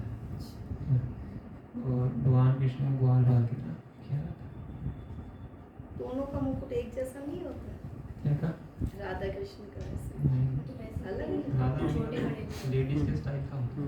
अच्छा, हम तो एक जैसा ही खरीदते हैं। छोटे बड़े भी होते हैं। राधा रानी का हमेशा छोटा होता है, कृष्ण राधा रानी का अलग तरीके से नहीं, छोटा, वो तो छोटा बड़ा तो होता है, डिजाइन सोचते हैं उनके सेम। बालों में पहले स्टाइल्स बनती हैं, पीछे छोटा सा होता है। चंद्रिका वगैरह। हाँ चंद्रिका वो तो आगे लगती है अलग तरीके से। जो राधा रानी को फिर जो मेल ब्रह्मचारी है वही रेडी करते हैं। तो ऐसा माना जाता है कि जब भक्त भक्ति में उन्नति करता है तो शारीरिक चेतना से ऊपर हो जाता है। आइडियली तो वुमेन को करना चाहिए। वुमेन की इतनी अवेलेबिलिटी भी नहीं होती है, ब्राह्मण दीक्षित वुमेन भी कम होती है, और फिर ऑल्टर के अंदर भी मोस्टली ब्रह्मचारी जो होते हैं, तो फिर उसमें एक वुमेन का होना ड्रेसिंग करना उचित नहीं माना जाता है। कुछ ऐसे टेम्पल्स हैं जिसमें गृहस्था डिवोटीज जाके ड्रेसिंग करते हैं, तो उस केस में कोई ऐसा कपल होता है जो हस्बैंड वाइफ दोनों जाके ड्रेसिंग कर सके, पर ऐसा बहुत कम वो ऑप्शन होते हैं। हस्बैंड भगवान कृष्ण की ड्रेसिंग करें और जो वाइफ है वो राधा रानी की ड्रेसिंग करें। कुछ मंदिरों में ऐसा होता है। हमने भी अपने मंदिर में प्रयास किया था, जिस समय मैं आया था उस टाइम हमने शुरू किया था, उसके बाद मुझे पता नहीं आगे का क्या ऐसे बनाएंगे। तो उस टाइम प्लानिंग कर रहे थे कि हफ्ते में एक दिन ऐसा हो जिसमें कोई ऐसा कपल हो वो आके ड्रेसिंग कर सके। करंटली तो ब्रह्मचारी जी का सुबह मंगला आरती के लिए जो ड्रेसिंग होती है वो कितने बजे शुरू होती है? और रात को होती है। तो रात को तो शयन कराते हैं। वही ड्रेस सुबह होती है। अच्छा, जो शयन की ड्रेस होती है वही सुबह हम्म। मंगला आरती है। 9 बजे दर्शन बंद होते हैं तब भगवान की ड्रेस होती है शयन के साथ। वही सुबह मंगला आरती है। वही मंगला आरती है। एंड फिर जैसे जो मंदिर के दर्शन कितने बजे होते हैं? 10 साढ़े 10 बजे। श्रृंगार। सुबह 7 साढ़े 7 बजे, 7 साढ़े 7 साढ़े 7 दर्शनार्थी 7:30 तब तैयार कर देते हैं। तब तक वो तैयार करते हैं। हाँ 5:15 से 5:15 से 7:30 तक का टाइम होता है। श्रृंगार आरती। 2 घंटे।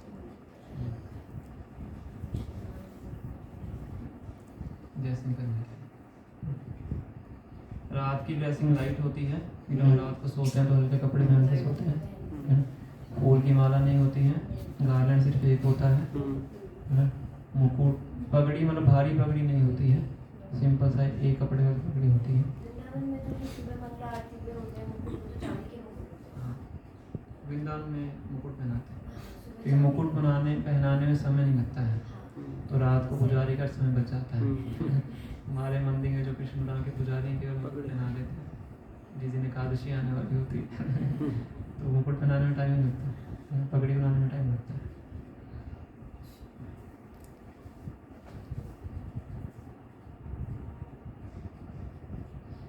तो हम पॉइंट चर्चा कर रहे थे साउंड स्पिरिचुअल प्रैक्टिसेस।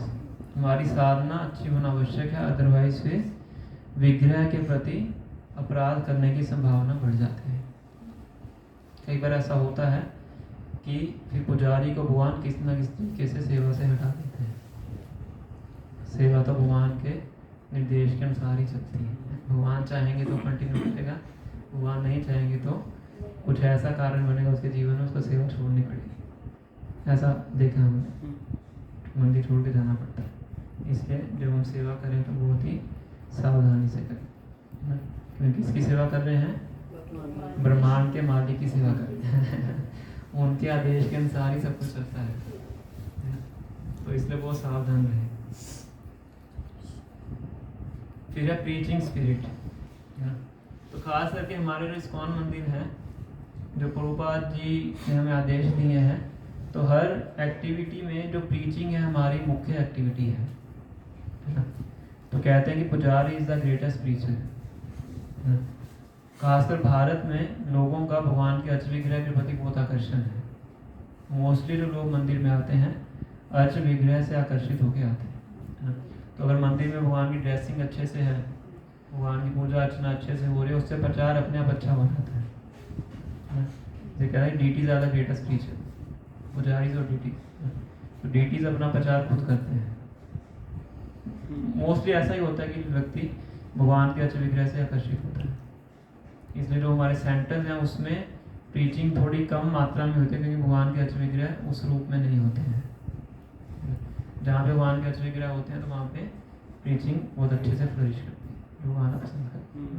तो इसलिए भगवान की सेवा करना भी एक तरह से प्रीचिंग का ही पार्ट। डायरेक्ट प्रीचिंग नहीं बोल सकते आप, है ना, इनडायरेक्ट प्रीचिंग कह सकते हैं। डायरेक्ट प्रीचिंग में आप लेक्चर दे रहे हैं, लोगों को जाके अपन कुछ कर रहे हैं, है ना, पर उसका जो क्या कहेंगे उसको सॉलिड फाउंडेशन है एक तरह से भगवान के अच्छे विग्रह।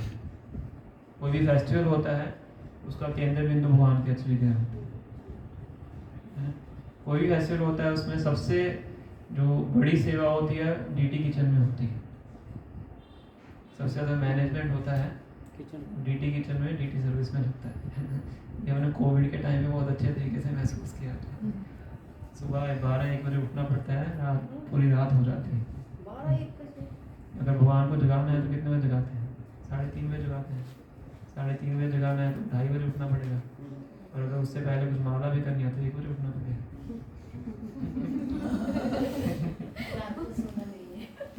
हमारे महाराज कहते हैं कि पुजारी को पहले 16 माला करनी चाहिए, फिर उसको ऑल्टर में प्रवेश करना चाहिए।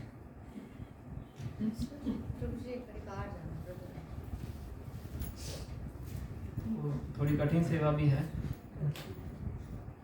पर कोई भी मुख्य कार्यक्रम है मंदिर में, खासकर फेस्टिवल्स हैं, उसमें उसका जो केंद्र बिंदु है वो कौन है? भगवान के अच्छे विग्रह।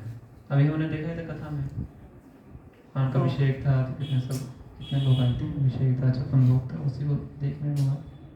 प्रवचन में सबका कुछ इतना ज़्यादा इंटरेस्ट नहीं होता है। कुछ होते हैं जो अच्छे से सुनने आते हैं, कुछ तो अपना बैठते हैं। प्रसाद और डीटीज, ये दो मुख्य अंग हैं। ये किचन और डीटी डिपार्टमेंट, ये दोनों फेस्टिवल में सबसे ज़्यादा बिजी रहते हैं। फिर है consistent with Shila Prabhupada instructions. तो जो प्रभुपाद जी के आदेश हैं उसके अनुसार भगवान के अच्छे विग्रह की सेवा करें। अलग अलग मंदिरों में आप देखेंगे कुछ अलग अलग, थोड़ा सा अलग अलग डिफरेंस आपको मिल सकता है। मतलब इस्कॉन के बिना श्री साउथ इंडिया में आप जाएंगे तो वहाँ उन मंदिरों में जो ऑल्टर होता है उसके अंदर लाइट ही नहीं होती है। वैदिक टाइम्स में भगवान के गर्भगृह के अंदर लाइट नहीं लगाई जाती है, तो दीप से ही रोशनी की जाती है। दर्शन भी नहीं होता। हाँ, तो आरती करते हैं उसी टाइम दर्शन करवाते हैं, है ना। पर हमारा जो मेन मोटिव क्या है? प्रचार का है ना। इसलिए तुम्हारे पूरे नियॉन लाइट्स लगाए जाते हैं, बड़ी बड़ी लाइट्स लगाए जाते हैं। फेस्टिवल पे डिस्को लाइट्स भी लगाते हैं के अंदर, बिल्कुल भगवान के मुंह के ऊपर लाइट लगाते हैं।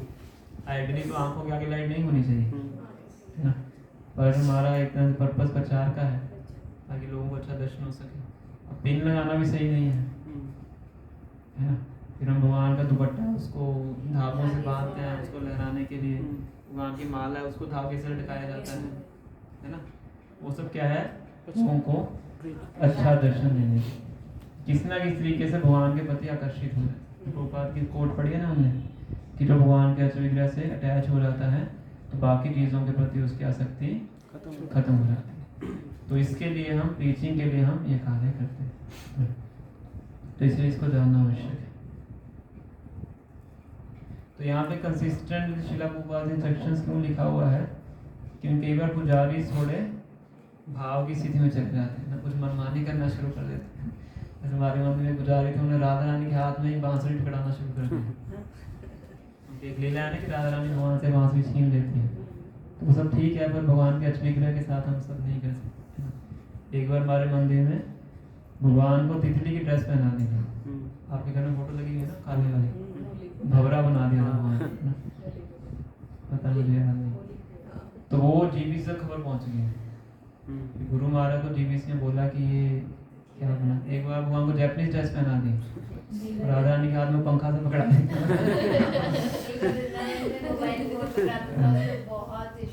हाँ, तो फिर जीबीसी ने हाँ, तो ये मनमानी शुरू हो जाती है। भगवान कौन सा जीन्स पैंट पहनते हैं, है ना। तो इसलिए लिखा हुआ है कंसिस्टेंट शिला प्रभुपाद इंस्ट्रक्शन, जो प्रभुपाद ने आदेश दिए हैं उसके अनुसार ही अर्चक दिनों की सेवा होनी चाहिए, है ना। भक्त तो अपने दुनिया में रहते हैं, उनको लगता है कि हम तो बहुत बड़े भक्त बन गए हैं, थोड़ी सी किताबें पढ़नी हैं। पर प्रभुपाद जी बिल्कुल शास्त्रों के साथ चलते थे। उनके जो शिष्य थे जो पेंटिंग्स बनाते थे, कोई पेंटिंग बना के लाता था, प्रभुपाद उनसे पूछते थे कौन से श्लोक को देख के बनाइए, पहले श्लोक दिखाइए, है ना। जैसे जितनी पेंटिंग आप देखेंगे इस्कॉन की सारी बोनाफाइड पेंटिंग है, श्लोकों के अनुसार है। जैसा श्लोक में लिखा हुआ है कि भगवान इस तरफ बाईं और दाईं तरफ किस तरफ मोर पंख पहनते हैं, उसी तरफ मोर पंख लगाए हुए हैं। दाहिने हाथ में क्या पकड़ा हुआ है, बाईं हाथ में क्या पकड़ा हुआ है, वही पकड़ाया हुआ है ऐसे। इसी लोग देख के आकर्षित होते हैं, है ना। तो इसलिए भोपाल जी के आदेशों के अनुसार पूजा अर्चना होनी चाहिए। कई बार हो सकता है कोई चीज़ हमारे दिमाग में फिट ना हो, समझ में ना आए कि ऐसा क्यों कर रहे हैं, है ना, पर क्योंकि प्रभुपाद जी ने बोला है तो फिर उसको स्वीकार कर लेना चाहिए। Cultivating the mode of goodness, सतोगुण में आने का प्रयास करना, ये बहुत आवश्यक है। अगर पुजारी सतोगुण नहीं है तो बहुत बहुत गलतियां करता है। मैंने देखा है, रात को समय बचाने के लिए कई बार खींच खींच के ड्रेस उतारते हैं, पिन ड्रेस के अंदर ही लगे रहते हैं। ऐसे ही पुजारी को पकड़ा, प्रेसिडेंट के पास लेके गया, ये क्या, रात को ड्रेस उतारी, दुपट्टे के अंदर पिन लगे हुए हैं, और सुबह कोई फोल्ड कर रहा है उसके हाथ में पिन लग रहा है। लेकिन अब सेवा है तो आपको पहले पिन निकालनी चाहिए, फिर ड्रेस उतारनी चाहिए, है ना। तो इसलिए जो सतोगुण है उसको कल्टीवेट करना बहुत आवश्यक है। मोड ऑफ गुडनेस में होते हैं तब हम अच्छे से सेवा कर सकते हैं, वहाँ की अच्छे से स्पॉन्जिंग करना, उनकी अच्छे से सफाई करना, जो स्वच्छता के नियम है उनका अच्छे से पालन करना अपने निजी जीवन में, भगवान के ऑल्टर में, है ना। तो इसको देखना बहुत आवश्यक है। और ये समझना डीटी इज डायरेक्टली कृष्णा, भगवान है स्वयं कृष्ण है, वो सब देख रहे हैं, है ना। हालांकि भगवान भक्तों के उसको टॉलरेट भी करते हैं, है ना, कि अगर जाने में कोई गलती होती है, पर कितना टॉलरेट करें। जब उनको लगता है कि गलत फायदा उठा रहा है फिर भगवान दिखाते हैं। ऐसे बहुत से भक्तों के अनुभव भी होते हैं, कुछ भक्त शेयर भी करते हैं अपने अनुभव। प्रभु जी एक बात पूछना चाह रही थी कि अपन जो 4:30 की मंगला आरती करते हैं, मान लो कहीं जाना हो तो घर की आरती उससे पहले कर सकते हैं क्या, 4:30 से पहले? तो ये तो बड़ा कठिन प्रश्न है।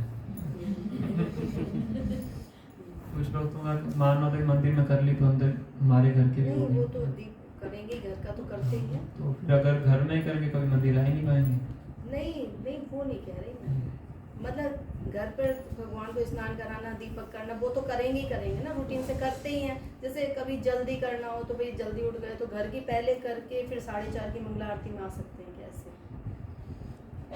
नॉर्मली तो हमें ये प्रयास करना चाहिए कि एक टाइम फिक्स होना चाहिए, कभी कभी हो जाता है ना, तो उसी फिक्स टाइम पे करें। नहीं मतलब 4:30 से पहले भगवान की पूजा नहीं करनी चाहिए, मेरा मतलब ये ये। पूछ रहे हैं कि हाँ ये भगवान का सोने का समय कम कर दिया आपने। वो बाद में मान लो लगता है कि बाद में कैसे जवाब होगा है। नहीं कैसे होगा, मतलब कैसे पूजा नहीं है, करूंगी, हाँ, टाइम तो पहले ही ऐसा आप समय निर्धारित करें, पहले ही ऐसा समय सोच ही निर्धारित करें जिसमें दोनों चीज़ें फिट हों। नहीं वो तो मैंने अब बाद में ही कर रही हूँ, लेकिन मैंने कहा कभी जाना पड़ जाए बाय द वे, तो इस वजह से कह रही थी। फर्स्ट प्रेफरेंस तो होनी चाहिए कि टाइम हमारा। उससे पहले तो करना ही नहीं, हाँ। मुझे भी लग रहा कि 4:30 से पहले तो नहीं होना चाहिए।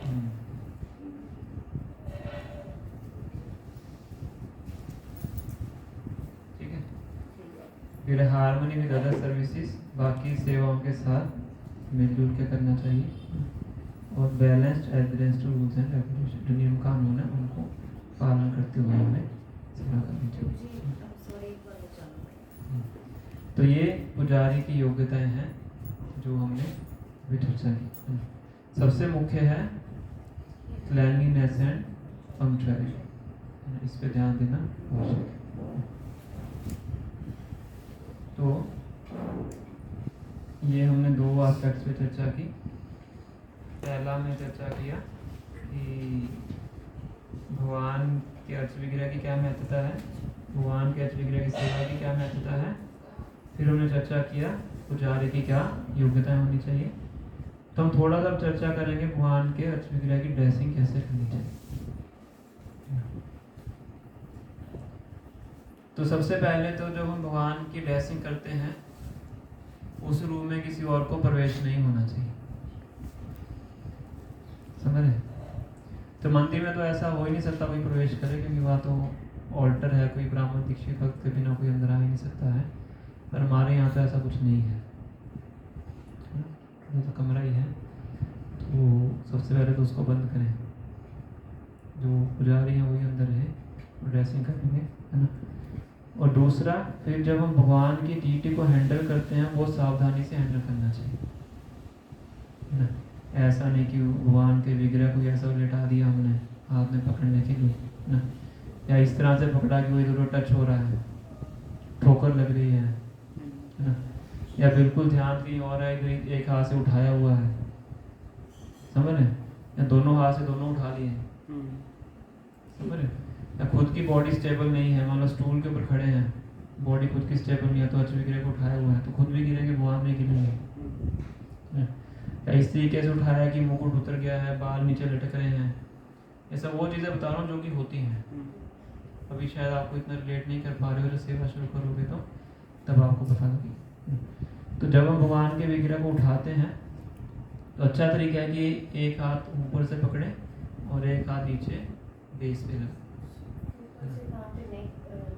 नेक्स्ट से कमर से, कमर से, नेक्स्ट से तो पकड़ा ही नहीं जा रहा कमर एक केस हुआ है वृंदावन में, उसने ऐसी मतलब उठा लिया, तो वो एक महाराज जी जैसे आए हुए थे और उन्होंने ये पकड़ के उठा लिया भगवान को, तो उन्हें ये लगने लगा कि मेरे लड्डू, मतलब आपने कैसे भगवान को उठाया। तो कथा करने आए थे, जैसे अपने हम लोग और कथा वगैरह करते हैं, किसी जैसे भक्त ने ऐसे किया, भगवान को ऐसे उठा लिया। तो उन्होंने बोला कि मेरे को अपने भगवान दे दूँ, मैं जब तक कथा करूँगा मैं ही उनकी सेवा करूँ, क्योंकि उनके अंदर ये भाव आ रहा था कि भगवान को उन्होंने गर्दन से उठा लिया, उन्होंने जितने दिन कथा रही उन्होंने उसकी मालिश करी, भगवान की सब कुछ किया। उसके बाद कथा होने के बाद मुझे बोलते कि हम लेके जाएंगे आपके भगवान को, क्योंकि आपने भगवान के साथ ना बहुत बड़ा अपराध किया है, इसे हम आपके पास नहीं। तो ऐसा होता है कि अगर गलती से कभी उंगली पे ठोकर वगैरह लग जाए तो उसको फिर मालिश करना चाहिए, गलती से कुछ ऐसा हो जाए तो फिर उसके हमें मसाज करनी होती है ना। तो बेस्ट तरीका है कि कमर से पकड़े एक हाथ से, दूसरा हाथ हम बेस पे लगाएं, वो सबसे सही तरीका है ना।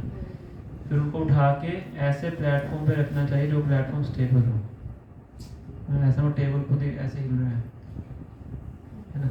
और बेस के नीचे कोई फूल पत्ती नहीं होनी चाहिए, उससे जो बेस है वहाँ स्टेबल हो जाता है ना। मतलब कि गिरने का कोई चांस नहीं होना चाहिए, थोड़ा सा भी चांस गिरने का नहीं होना चाहिए। ऐसे इस प्लेस पे उसको हमें डीटी को हमें रखना है ना। फिर उसके बाद एक एक करके हमें पहले उनके ऑर्नामेंट्स उतारने चाहिए ना, बाल उतारने चाहिए, ऑर्नामेंट उतारने चाहिए, वस्त्र उतारने चाहिए ना। फिर उसके पहले सबसे पहले हम क्या करते हैं, उनकी मसाज करते हैं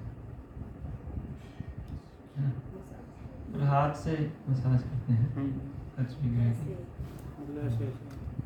हाँ, उसके बाद फिर हम स्पॉन्जिंग करते हैं। स्पॉन्जिंग मतलब गीले कपड़े से करते हैं, उसके बाद भी सूखे कपड़े से करते हैं, उसके बाद फिर हम वस्त्र पहनाना शुरू करते हैं। नॉर्मली जो हमारे छोटे उत्सव विग्रह होते हैं, देखा ना, हर मंदिर में उत्सव विग्रह होते हैं। उत्सव विग्रह का मतलब जिनको उत्सवों के बाहर ले जाया जा सकता है, जो मूल विग्रह उनको अपने उठा सकते हैं। उत्सव विग्रह हर डीटी के आगे आप देखोगे छोटे उत्सव विग्रह रखे होते हैं ना, जिनको उठा के आप उत्सवों में ले जा सकते हैं। तो उनका तो रोज अर्चन होता है, अभिषेक होता है, उनका नीचे अलग से उनके ले जाया जाता है, षोडशोपचार उसको बोलते हैं। तो वो चंद्रामित के रूप में फिर उन्हें बाद में प्राप्त होता है। तो उनका तो पहले प्रॉपर उनको बेदिंग किया जाता है, फिर उनको क्लीनिंग किया जाता है टॉवल के साथ, फिर उनको पहनाया जाता है। जो मूल विग्रह उनको तो हम स्नान करवाते नहीं हैं, इसलिए उनकी स्पॉन्जिंग करते हैं, गीले कपड़े से, गीले टॉवल से स्पॉन्जिंग करते हैं, फिर सूखे कपड़े से करते हैं, फिर उनको वस्त्र पहनाना शुरू करते हैं। सबसे पहले धोती पहनाते हैं, फिर कमर के ऊपर कपड़ा बांधते हैं, बेल्ट बोलते हैं उसको, है ना। फिर उसके बाद ऑर्नामेंट्स, जैसे जो पहले ऑर्नामेंट्स जनेऊ पहनते हैं। जनेऊ पहनाते हैं। गुरु जी इत्र लगा सकते हैं वस्त्रों पे? वस्त्रों पे इत्र लगा सकते हैं, उससे वस्त्र खराब होने का डर रहता है। जनेऊ तो हम उतारते ही नहीं है, जनेऊ नहीं उतारते, हम तो उतारते हैं। उससे वगैरह के उतार देते होते हैं स्नान करने। नहीं उतारे, उस दिन उतारे नहीं थे, उतारे, कभी- नहीं उतारे। कान के यहाँ लगाया। मैंने थोड़ा सा ऊपर करके गर्दन साफ की जनेऊ थी नहीं बस। उतारते, नहीं। मैं तो काफी उतारती उससे वगैरह के तो उतारते हैं कि स्नान करवाना होता है, इसलिए ढीला हो जाता है। रिमूव ये हो वगैरह जाएंगे ना, अगर चले हूँ। गए तो अब हम उतारे नहीं उतारे जनेऊ। उतारने का सकते हैं। इस पर नहीं। और जनेऊ धोती के बाहर रहना चाहिए, हाँ धोती के बाहर ही है। निकल धोती के अंदर। अच्छा धोती के अंदर ही है, हाँ वो धोती के अंदर ही रहता है। बाहर बाहर होता है। अच्छा बाहर होता है, हाँ नहीं मुझे याद आया, धोती के अंदर सबसे पहले जनेऊ पहनाती हूँ ना, तो फिर उसके बाद जनेऊ उतारना ही नहीं। अच्छा उतारने नहीं, और धोती के ऊपर होना चाहिए। ठीक है, अभी भी आज भी अंदर ही है। धोती पहना के सबसे पहले बेल्ट लगाते हैं, बेल्ट क्लोथ होता है। फिर उसके ऊपर फिर वो बेल्ट डलती है, तो वो तुम्हारे यहाँ पे है नहीं, भविष्य में कर लेंगे। फिर जो पाँव में नूपुर डालते हैं, हाथों में यहाँ पे आर्मलेट्स होती हैं, फिर बैंगल्स होते हैं, वो डालते हैं।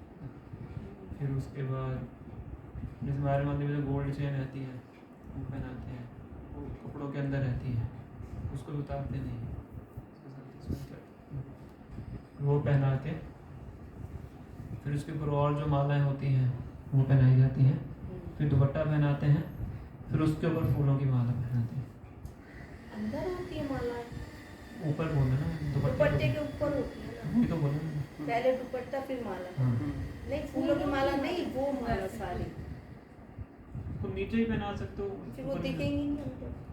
दुपट्टा तो ऐसे चला जाएगा साइड पे। अच्छा अपना तो ऐसे होता है ना, फिर उसके ऊपर माला ऐसे। हाँ, हमारे फिर धागे लगा देंगे आप हमारे में। लोग वहाँ का तो अलग है हाँ। अपने।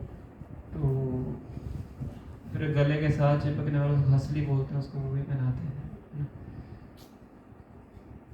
फिर इयरिंग पहनाते हैं, फिर बाल लगाते हैं, फिर पगड़ी बनाते हैं। इस तरीके से ड्रेसिंग होती है। फिर ड्रेसिंग करने के बाद उनको फिर वहीं से उठा के उनकी प्रॉपर प्लेस पे रखा है। मुझे पहले किसको करते हैं तैयार, गौर लेता है श्री चैतन्य बाबू को पहले उन्हीं को और राधा कृष्ण में पहले किसको करना है? पहले तो मैंने राधा कृष्ण- रानी। कृष्ण भगवान को देखा करते थे। अच्छा पहले कृष्ण भगवान को बोलते हैं ना कि राधा रानी को पहले करते हैं तो वो खुश होते हैं। ऐसे राधा रानी खुश हो जाएगी, पहले कृष्ण भगवान को देखते हैं। ये मतलब कि कृष्ण जैसे मैं कृष्ण बलराम की ड्रेसिंग करता था, हम तो दोनों एक साथ ही करते हैं, दोनों एक साथ ही अनड्रेस करते हैं, फिर एक साथ ही दोनों को धोती पहना अच्छा के एक साथ ही करते हैं। एक साथ ही, पहले उनको धोती पहनाओ, फिर उनको धोती पहनाओ, फिर इनके कमर में कपड़ा बांधो, फिर इनके कपड़े तो हम भी दोनों को एक साथ करें एक साथ बस अच्छा लगेगा। अच्छा है। तो फिर डीटीज को उनकी प्लेस पे रखें। फिर डीटीज के चरणों में एक तुलसी पत्ता होना जरूरी है और एक पुष्प होना जरूरी है। हाँ, फूल अभी तो चलो कुछ नहीं कर रहे हैं, धीरे धीरे करेंगे। तो फूल जितने, अगर डीटी छोटे हैं छोटा फूल हो, डीटी बड़े हैं तो बड़ा फूल लग सकता है। ऐसा फूल इतना बड़ा हो पूरा पाँव ही कवर हो जाए। उनके पैर दिखने चाहिए ना। हाँ, चरण कमल उनके चरण दिखने कमल चाहिए। दिखने चाहिए। और तुलसी का पत्ता भी दिखे तो अच्छी बात है। अच्छा आइडियल तुलसी को चंदन लगा के भगवान के चरणों में लगाया जाता है। और हमारे अभी वुडन के डीटीज हैं तो वो चेक करना पड़ेगा, तुलसी अगर रोज चंदन लगाएंगे तो कलर के उतर उतर निकल जाएगा। जाएगा। तो वरना सिर्फ सिंपल तुलसी पत्ता लग सकते हैं। या फिर तुलसी पत्ते पे लगाते चंदन पड़ोगे? तुलसी पत्ता लगा के चरणों में लगेगा ही। अच्छा। फिर अगले दिन जब साफ करोगे पानी से कलर उतरने का वो डर है। तुलसी पत्ता अपन प्रसाद में ले लेता है। हाँ, नेक्स्ट तो तो प्रभु जी केवल कृष्ण जी के लगाते हैं ना? या तो बलराम जी के भी लगाते हैं, कृष्ण बलराम राधा रानी के भी राधा लगाते हैं। रानी के नहीं। उनके हाथ में पकड़ा सकते हैं, अच्छा उनके हाथ। या प्रभुपाद जी के हाथ में पकड़ा सकते हैं भगवान को ऑफर करने के।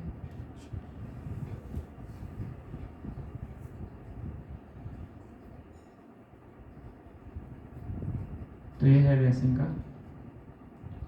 और पगड़ी में अगर हम पगड़ी बनाते हैं, मैं भविष्य में समझ में आता तो पगड़ी बनाना भी सीख सकते हैं। तो पगड़ी में सबसे मुख्य होता है कि जो पिन है वो झुकना नहीं चाहिए, है ना? जो पिन है उसको टच नहीं होना चाहिए। पता लग जाता है कि टच होता है क्योंकि यहाँ से पेंट उखड़ना शुरू हो जाता है सर के ऊपर से, तो उसका ध्यान रखना चाहिए। ठीक है, कोई प्रश्न है आपका ड्रेसिंग में? वरना फिर वर्शिपिंग, लास्ट वर्शिपिंग पे चलेंगे। तो जी मैटर को किससे साफ करते हैं? मैटर को हम करते हैं, जो गोपी चंदन तिलक हम यूज़ करते हैं हाँ उसका पाउडर बना लेते हैं और उसके अंदर नींबू डाल के उससे करते हैं। अब मुझे पता चला ना जब ये सावन का हुआ था, जब जुड़न आता है, तब से फिर मैं इससे ही कर रही हूँ। मुझे बताया कि चंदन से करते, फिर मैं इसी लगभग आधा चम्मच, आधे से कम ही डलता है हाँ, गोपी चंदन इसी- पाउडर, और एक दो इसी नींबू को डाल- पीस लेता है या और मिलता है अलग? हाँ इसी को पीस लेते हैं, हाँ, इसी- मिक्सी में पीस लीजिए और इसमें एक दो नींबू डालेंगे, ग्लोबल टाइप उससे का अच्छा डालना है। चमक जाता उससे अच्छा बना।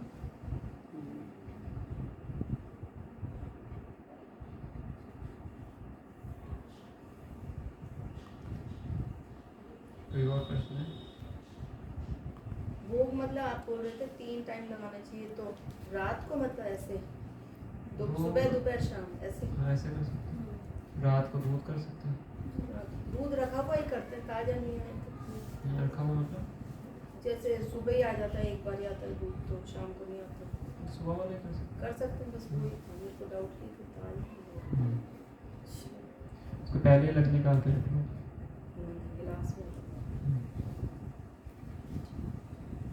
भगवान के रूप के बर्तन कौन से मेटल के होने चाहिए? जैसे अपने यहाँ पे तो हम पीतल के हैं, घर में हमें किस चीज़ के यूज़ करने चाहिए? सोने की है तो बेस्ट है, सोना नहीं है तो फिर चांदी है, चांदी है तो चांदी हम यूज़ बेस्ट। कर रहे हैं। चांदी का नहीं है तो कांसा, चांदी के तो कांसा नहीं है तो फिर पीतल कर सकते हैं।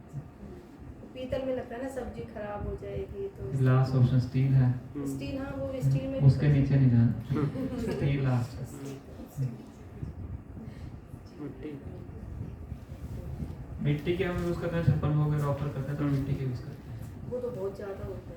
वो शुद्ध माने जाते हैं ना मिट्टी से। मिट्टी भी अच्छा ऑप्शन है, जगन्नाथपुरी में मिट्टी के हांडी मिट्टी के पर जो भगवान के गर्भगृह में यूज़ करते हैं वो सोने के बर्तन हैं, जगन्नाथपुरी वो में दिखते हैं। वो जो सोने के होते हैं? जानकार पुजारी हैं वो केवल अंदर की भीड़ से प्रसाद ला के देते हैं। जो मिट्टी के हांडियाँ जो होते हैं वो बाहर बाहर जो भंडार है वहाँ से लेके लाते हैं। मैं खुद तो देखा नहीं, सुना ही है, जगन्नाथपुरी के पुजारी हैं। और अच्छा है कि भगवान के साथ में पानी के गिलास भर के रखने चाहिए तुलसी डाल के, और दिन में 2 बार चेंज करें तो अच्छा है। चेंज करना चाहिए। सुबह जब हम ड्रेसिंग करें तब नया पानी भर के रख सकते हैं, रात को जब शयन करें तो फिर नया पानी भर के रख सकते हैं। उस पानी को हम पी लें, और पी सकते हैं, प्रसाद है। खुला रहता है नहीं, इसको ढकना है। अच्छा ढकना है, कटोरी से बनाते हैं। मैं तो पेड़ में डालती थी। नहीं, उसको छोटी सी प्लेट आते से ढकना है, फिर तो उसको ढक के ही रखें बस उसको हम्म। पानी को। फिर उसको बाद में पी सकते हैं। हमारे मंदिर में तो डीटी किचन के बाहर एक न्यू जग रखते हैं, जो भी पानी आता है उसमें डाल देते हैं, जो भी जिन भक्तों को पता है वो जिनको अपना पता है। अपने वहाँ से आके लेते रहते और मतलब शाम को भी चेंज करें उस पानी को, हैं। फिर तुलसा पत्ता डाल के रखें उसमें। प्रभुपाद जी के पास जो रखते हैं उसमें तुलसी पत्ता नहीं डालते हैं। प्रभुपाद जी के पास भी रखते पानी? मैं तो नहीं रखती। रखते अच्छा, सारे विग्रहों के पास रखते हैं, जगह ही नहीं है। छोटे गिलास ले सकते हैं, इतने इतने गिलास भी आते हैं। हाँ तो क्या वो बच्चों को देते हैं। तो वो यूज़ कर सकते हैं। तो फोटो फ्रेम होता वहाँ पे भी लगता तो फोटो फ्रेम ही है अपने पास तो। प्रभुपाद जी का यही है। अभी तो एटलीस्ट ये कर सकते हो, डीटीस के पास सकते हो। DTC मैंने ऐसे विग्रह होते हैं प्रभुपाद जी के, उनके पास तो रखा है। हम भी यहाँ विग्रह के पास रखे हैं, गौरी साई के पास और तीन फोटो फ्रेम ही है अपने पास प्रभुपाद जी का टेम्पल हो गया। नहीं मैं तो घर के भी पूछ रही हूँ साथ साथ। तो घर में भी वैसे तो घर के अच्छे से प्रभु जी ने बताया हम सुबह ही रखते हैं, रात को हम चेंज ही नहीं करते हैं। लेकिन हम करेंगे ना। लेकिन अब करेंगे जैसे बताया, रात को हम कपड़े तो चेंज करते हैं भगवान के घर पे, सुलाने से पहले हमारे कपड़े चेंज होते हैं, उनको बेड पे शयन करवाते हैं। तो लेकिन पानी का ग्लास हम नहीं बदलते हैं, वो चीज़ प्रभु जी ने बताई है, तो हम घर में कर सकते हैं। घर में प्रभुपाद जी के जो रेवोल्यूशन है फोटो फ्रेम है, उसके पास रखी हुई है। नहीं रखें तो अच्छा है। अच्छा रख प्रभुपाद जी के पास में। तो प्रभु जी प्रभुपाद जी को भी भोग लगाते हैं। भोग जब हम भगवान को ऑफर करते हैं सबसे पहले तभी प्रभुपाद लगता है। प्रभुपाद हाँ, वो जी तो का मंत्र प्रणाम बोलते है। हैं। प्रभुपाद जी को हम देते हैं, प्रभुपाद जी आगे भगवान को देते हैं। हाँ हाँ वो तो वही करते हैं। जब भोग लग जाता है, जो मंदिर में जो मैंने आपको विधि बताई थी भोग लगाने की, तो उसमें यही होता है कि पहले हम प्रभुपाद जी से प्रार्थना करके भगवान को ऑफर करते हैं, फिर जब भगवान ग्रहण कर लेते हैं, फिर जो प्रसाद होता है वो हम प्रभुपाद जी को ऑफर करते हैं। ये विधि होती है। पहले प्रभुपाद जी गुरु परंपरा को ऑफर करते हैं, फिर बाकी सब वैष्णव को ऑफर करते हैं, फिर वो प्रसाद ऑल्टर के बाहर आता है। ये प्रॉपर प्रोसेस है। तो जो आप बोल रहे थे कि 6 बार बोलते हैं ना वो मंत्र है ना, कौन सा? ये भोग वाला 3 बार, तो वो गुरु मंत्र भी 3 बार ही कंटिन्यू पूरा के पूरा ही 3 बार बोलोगे। पूरा सेट 3 बार बोलते पूरा हैं। सेट 3 बार। पहले एक सेट, फिर दूसरा सेट, फिर तीसरा सेट। बेसिकली पर्पस ये है ये मंत्र उच्चारण करने का, ताकि हमारी चेतना वहाँ पे आ जाए और हमें पता लगे कि प्रभुपाद जी के थ्रू, श्री चैतन्य महाप्रभु के थ्रू वो जो भोग है वहाँ को कि बात प्रभुपाद स्टेटमेंट भी है प्रभुपाद की कि मंत्र उच्चारण किए बिना भी अगर ऐसे गुरु से प्रार्थना करते हैं तो प्रार्थना करना ही अपने आप में सफिशिएंट है। अपने गुरु से प्रार्थना करें कि ये भोग भगवान के लिए है, तो कृपया करके आप इसको भगवान को अर्पित कीजिए। तो बोलने की बजाय मंत्र उच्चारण कर देते, एक ही बात है। तो ये इसके पीछे हुआ है सेंस है। हम डायरेक्टली भगवान को भोग नहीं लगा सकते, हम प्रभुपाद जी के थ्रू भगवान को अप्रोच करते हैं।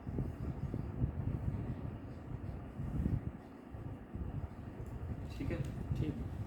कोई और डाउट है किसी का?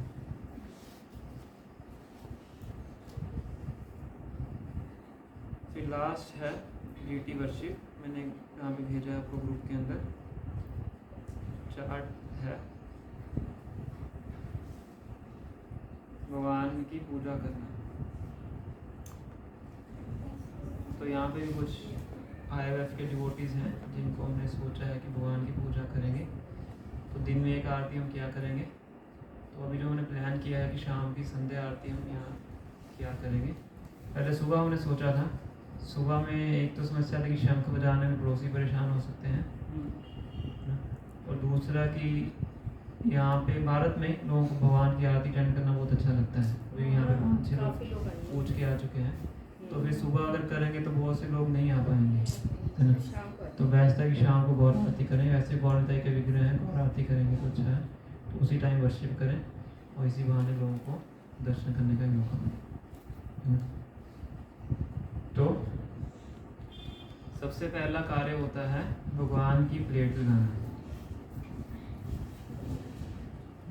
भगवान की आरती की प्लेट को तैयार करना। तो प्लेट और प्लेट का जो पैराफर्नेलिया अच्छी तरह से साफ होना चाहिए, है ना। साफ होने का ये मतलब नहीं है कि आपने पानी से अच्छे से धो के साफ कर दिया, उसके अंदर पानी बचा हुआ है उसको साफ नहीं कहते हैं। पानी से साफ करना है, फिर उसको सूखे कपड़े साफ करना है। अगर बर्तन के अंदर पानी का ड्रॉप भी है तो उसको साफ नहीं माना जाता है ना।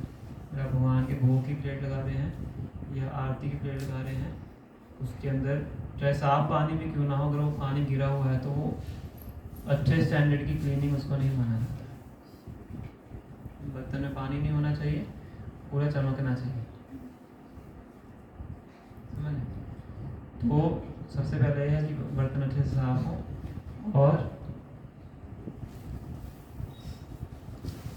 आरती में क्या क्या होता है, किसने अच्छे से आरती को देखा है, आरती में क्या क्या आइटम होती है। एक तो फ्लावर घी की आरती होती है। प्रॉपर उसमें ऑर्डर में बताइए। पहले घी के दीपक की होती है, फिर धूप होती है, पहले धूप होती है, फिर घी दीप के होती है, दीपक होता है, शाम का cloth of cloth, flower flowers flowers, और फिर देते हैं। चावल। हैंड की से करते हैं। क्लॉथ सबसे पहले होती है धूप, फिर होता है दीप, हम पंचदीप यूज करते हैं। धूप, उसके बाद दीप, उसके बाद अर्घ्य, शंख के अंदर पानी भगवान को ऑफर करते हैं, ऑस्पिशियसनेस के लिए होता है, क्योंकि एक तरह से हम भगवान को गैस की तरह ट्रीट करके, जैसे घर में गैस आता है ना, उसके आरती उतार, पहले आरती उतारी जाती थी। तो भगवान इस जगत में आए हैं ये अवतार के, तो एक तरह से हम उनकी आरती करते हैं। पहले धूप, फिर दीप, फिर अर्घ्य, फिर क्लॉथ ऑफरिंग करते हैं, फिर हम पुष्प ऑफर करते हैं, फिर चांबर, फिर मोरपंख। ठीक है, तो इनको ऑफर करने का तरीका उसमें थोड़ा ऑर्डर में चेंजेस होते हैं। तो मैंने आपको भेजा है। धूप है वो 7 बार करते हैं पूरी बॉडी के ऊपर, 7 बार 7 टाइम्स। और जो दीप हैं 4 बार चरणों में, 2 बार नाभि में, 3 बार मुख में, और भी 7 बार पूरी बॉडी में। 4 2 3 7। सुनने में थोड़ा कॉम्प्लिकेट लगेगा, पर 1-2 बार कर लेंगे तो ज़्यादा करेंगे।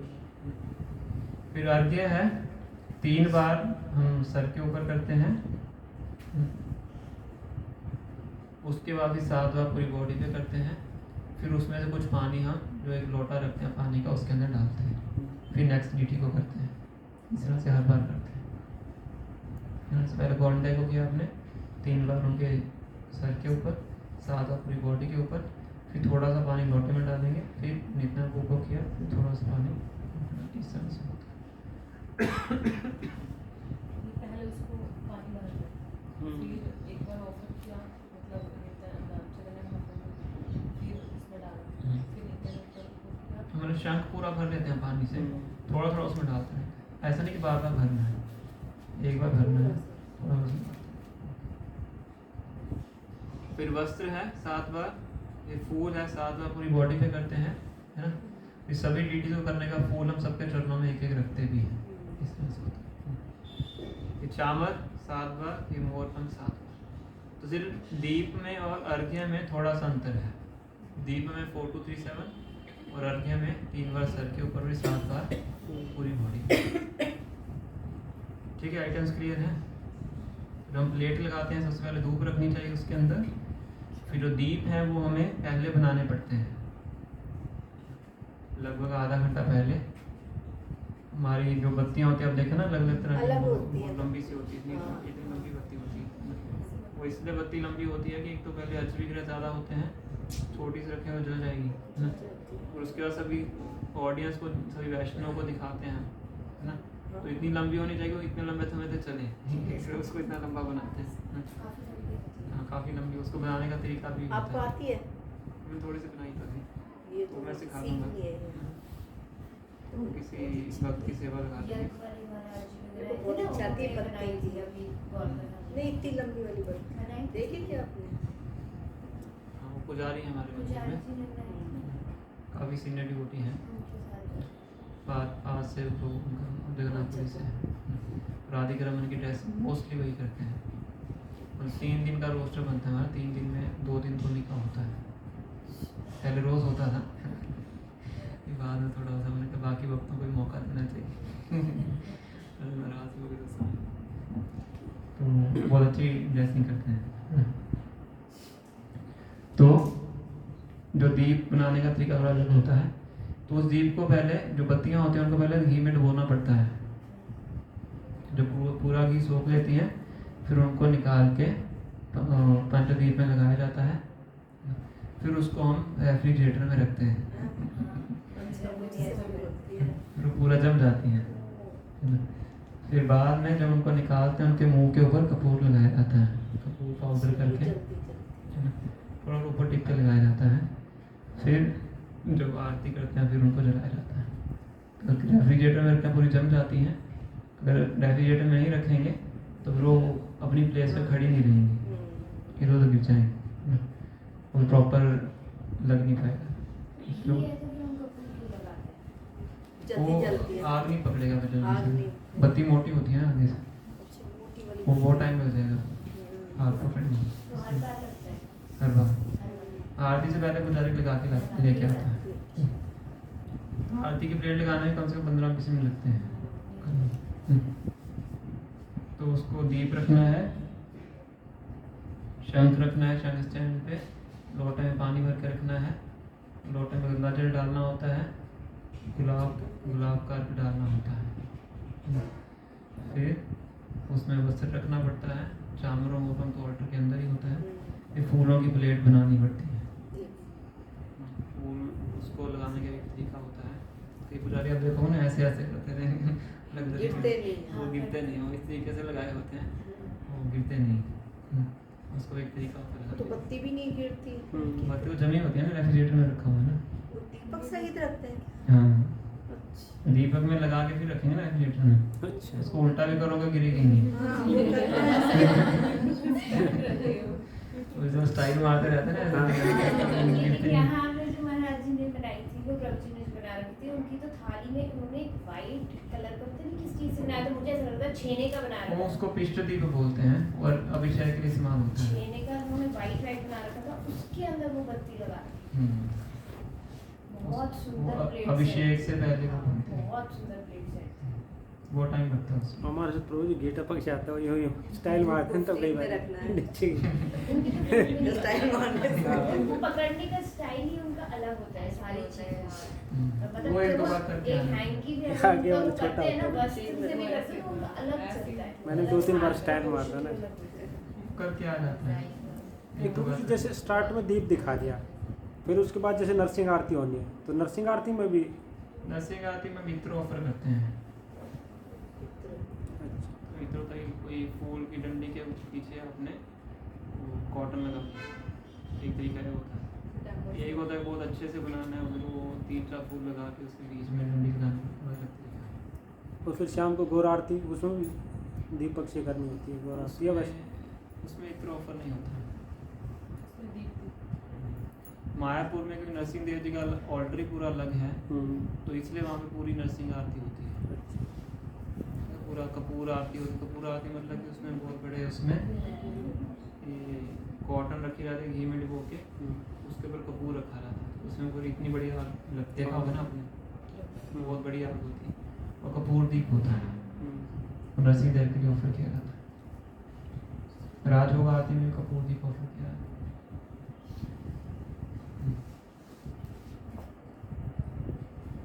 तो इस तरीके से है आरती के लिए। आरती शुरू करने से पहले 3 बार शंख बजाते हैं। शंख को क्योंकि हम मुंह लगाते हैं, फिर शंख को धो के रखते हैं। फिर जब हम वर्शिप करते हैं उससे पहले आचमन करना होता है। ओम केशवाय नमः, ओम नारायण नमः, ओम माधवाय, 3 बार पानी को सिप करते हैं। ये छोटा आचमन है, ये पूरा आचमन होता है। ऑल्टर में जाने से पहले पूरा आचमन करते हैं, काफ़ी बड़ा आचमन, अलग अलग मुद्राएं होती हैं उसके अंदर, तो वो तो चलो अभी हम नहीं करेंगे, सिंपल आचमन करेंगे। ओम केशवाय नमः, नारायण नमः। ऑल्टर में जाने से पहले आचमन करके ऑल्टर में घुसा देते हैं।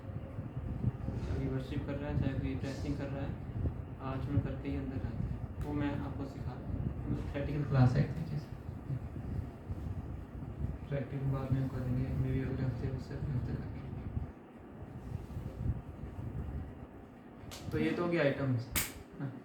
अब है कि वर्शिप करने का ऑर्डर कैसे होना चाहिए, पहले किनको करना है, बाद में किनको करना है ना। तो सबसे पहले हम जब वर्शिप करते हैं तो अपने गुरुदेव से परमिशन लेते हैं। तो एक तरह से उनको पहले दिखाते हैं एक बार परमिशन लेने के लिए, कृपा मांगने के लिए कि भगवान की मैं वर्शिप करना शुरू करने वाला हूँ। प्रभुपाद जी की अगर हम दीक्षित हैं तो अपने गुरु महाराज की, जो भी पुजारी वर्शिप करता है साइड पे अपने गुरु महाराज की फ़ोटो को रखता है, क्योंकि ऑल्टर में रखना अलाउड नहीं है। तो साइड पे अपने जहाँ पे वर्शिप का पहला क्या होता है वहाँ पे अपने गुरुदेव की फ़ोटो रखते हैं। तो उनसे परमिशन लेके फिर हम शुरू करते हैं। तो सबसे पहले जो उस मंदिर के मुख्य विग्रह हैं उनसे शुरू करते हैं। जैसे हमारे मंदिर में राधिका-रमन है, कृष्ण बलराम है, तो हमारे 2 पुजारी मंगल आरती में वर्शिप करते हैं, एक इधर होते हैं, एक इधर होते हैं। तो जो कृष्ण बलराम की तरफ है, पहले भगवान कृष्ण की करेंगे, फिर बलराम जी की करेंगे। जो राधिका रमन की तरफ है, पहले कृष्ण भगवान की करेंगे, फिर राधा रानी की करेंगे। सॉरी, पहले राधिका रमन की करेंगे, फिर राधा रानी की करेंगे। इस तरह से होता है। तो पहले कृष्ण भगवान, मैं इस तरफ से बोल रहा हूँ, पहले कृष्ण भगवान, फिर बलराम जी, फिर उसके बाद वो नीचे आके भगवान को उत्सव विग्रह की करेंगे, कृष्ण भगवान और बलराम, फिर जगन्नाथ, बलदेव, सुभद्रा माता। पहले भगवान कृष्ण, पहले फिर बलराम जी, फिर जगन्नाथ, बलदेव, सुभद्रा माता। ठीक है। फिर उसके बाद आएंगे नीचे नरसिंह देव, फिर श्री चैतन्य महाप्रभु, फिर नित्यानंद प्रभु, फिर पंचतत्व, फिर तुलसी महारानी, फिर सुदर्शन चक्र, फिर हमारी जो छठ गोस्वामी है, फिर गुरु परंपरा, फिर प्रभुपाद, फिर अपने गुरुदेव, फिर उसके बाद जितने अन्य वैष्णव खड़े होते हैं उनको। तो ये ऑर्डर शायद इस फोटो में है कि नहीं?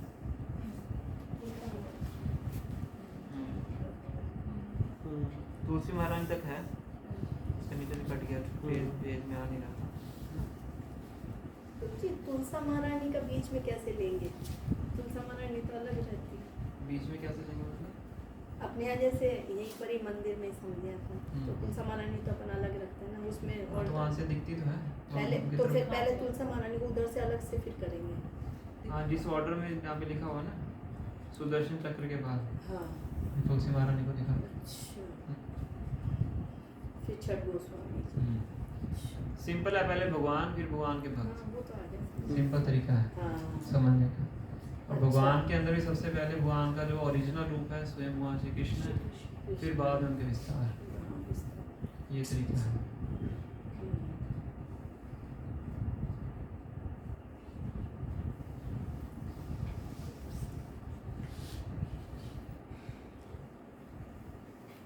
क्लियर है? तो वर्शिप ऑर्डर है। ड्रेसिंग का हमने डिस्कस कर लिया मोटा मोटा, वर्शिप का हमने डिस्कस कर लिया, लर्निंग स्टैंडर्ड्स हमने डिस्कस कर लिए हैं, और इम्पोर्टेंस ऑफ ड्यूटी वर्शिप हमने डिस्कस किया। तो अगर अभी कोई आपका डाउट है तो आप पूछ सकते हैं। मुझे अब और में शंख में क्या है? शंख में पानी डालते हैं अर्घ्य, अर्घ्य शंख में। शंख देखा ना आपने? शंख 2 तरह के होते हैं, एक होता है ब्लोइंग शंख, एक होता है लक्ष्मी शंख। ब्लोइंग शंख जिसको हम बजाते हैं, और लक्ष्मी शंख होता है जिसके अंदर पानी डाल के हम भगवान को अर्घ्य ऑफर करते हैं। पानी को अर्घ्य बोलते हैं, ऑस्पिशियसनेस के लिए होता है। तो शंख में डाल के ऑफर किया जाता है। क्योंकि वैष्णव ड्रेस का पूछना, जैसे सुबह हम करते हैं तो मैं सुबह वो धोती कुर्ता पहनता हूँ, तो वही है। जैसे अपने जगत बंधु प्रभु जी से बात हुई थी, तो वो कह रहे थे जैसे एक ड्रेस होती है, तो वो जैसे 5-10 मिनट के लिए पहननी होती है, नेक्स्ट डे फिर वही बात हो रही। तो मैं भी वही एक हफ्ते से वही कर रहा था। तो ये वर्शिप के बाद चेंज कर देते हैं, मतलब कुछ भी खाने लेने कपड़ों का ये बताया था कि जब एक बार आपने पहन लिया वो दूषित हो पानी में से निकाल के रखते हैं। कंटामिनेट है ना। कहते हैं कपड़े आपके 10 दिन अलमारी में पड़े हैं, उनमें स्मेल नहीं आती। एक बार आपने पहन लिया उससे स्मेल आनी शुरू हो जाएगी, तो वो कंटामिनेट हो जाएगा। चाहे 1 मिनट के लिए पहने, चाहे 5 मिनट के लिए पहने, फिर आपको धोना पड़ेगा दोबारा पहनने से। तो मुझे तिलक लगाना डेली जरूरी है ना?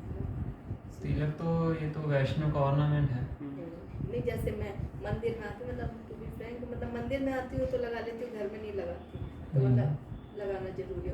नहाते अगर उसके बीच में मृत्यु हो गया, आपने तिलक नहीं लगाया फिर तो यमराज जी जो भक्त हो तो 1 सेकंड बिना तिलक के नहीं रहते। ये तो बहुत फॉलो करते हैं, हम नहीं लगा पाए आज। इसने गाड़ी में बैठे बैठे लगा ये तो दिया। मैंने इसका हमेशा देखा। ये तो गाड़ी में बैठे तो बैठे तिलक बॉडी में 12 जगह पे लगता है। वो अभी अपन को नहीं बताया। हाँ, वो वैष्णव एटिकेट की क्लास में बता दें। सिंपल इंटरनेट में देख सकते हो, फोटो है। तिलक वाली डिब्बी के बाहर हाँ, तो मेरे पास वो फोटो भी है। तिलक लगा के हम अपनी बॉडी को प्रोटेक्शन देते हैं, फिर कोई भूत प्रेत आपकी बॉडी में घुस नहीं सकता है ना। अगर अच्छे तरीके से लगाओगे मंत्र उच्चारण करके तो बॉडी की प्रोटेक्शन के लिए होता है। बॉडी को डेकोरेट करते हैं क्योंकि अलग अलग जगह में हमारी बॉडी में भगवान के अलग अलग विस्तार विद्यमान होते हैं, तो एक तरह डेकोरेशन का बिना मंत्र उच्चारण के नहीं लगा सकते। बेस्ट है कि मंत्र उच्चारण करके लगाएं। पोटेंसी उसको मंत्र उच्चारण से ही मिलती है। शुरू में तो हम कहते हैं जैसे भी है लगा लो, एक बार शुरू तो करें। पहले तो व्यक्ति माथे पे लगाना शुरू करता है ना, फिर धीरे धीरे उसको पता लगता है 12 तिल्ले लगाने हैं, फिर उसको धीरे धीरे पता लगता है कि मंत्र के उच्चारण करने हैं। तो पहले दिन उसको सब कुछ बता देंगे है ना, वो कहेगा कि क्या कहाँ फंस गया मैं। आप लोगों का सही लगा, भी शुरू से ही धीरे धीरे बताना, वो चीज़ अब तक आ रही है लेकिन स्टार्टिंग से बहुत स्लो एंड स्टडी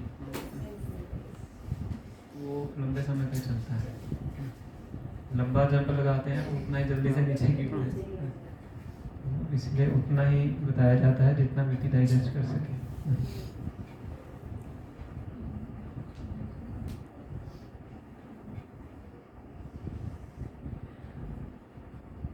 ठीक है, कोई और प्रश्न किसी का? तो फिर हम धीरे धीरे क्या करेंगे, रोस्टर बनाएंगे। पहले ये सेवा विशाखा माता जी करते आ रहे हैं, लगभग 1.5 साल तो हो गया। तो उस समय हमारे पास प्रॉपर अच्छे विग्रह तो थे नहीं, इसलिए हम भी इतना ज़्यादा नियम कानून को लेकर इतने स्ट्रिक्ट नहीं थे, है ना। पर अब क्योंकि अच्छे विग्रह भी आ गए हैं, सेवा ही बढ़ गई है ना, अच्छे विग्रह की तो 2 डिवोटीज़ की आवश्यकता पड़ेगी एक दिन, ताकि एक ऑल्टर को देखें और एक ड्रेसिंग करें ना।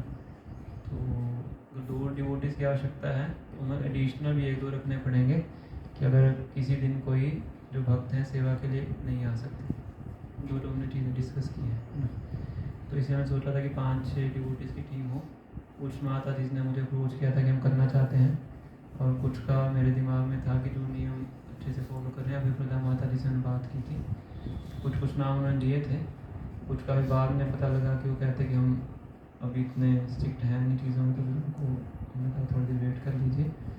तो इस तरह से हमने सोचा कि कुछ थोड़ी सी टीम बन सके 5-6 भक्तों की, इसी बहाने में अच्छे से सीख भी सकेंगे और भगवान की सेवा भी अच्छे से हो सकती है।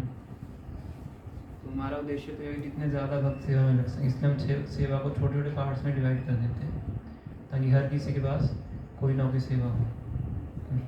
तो क्योंकि हितेश वो आश्रम होते तो घर में करते हैं, तो इसलिए इनका नाम तो उन्हें सोचा ही नहीं था मंदिर में सेवा के लिए, यानी इस 5 दिन तो घर में करेंगे।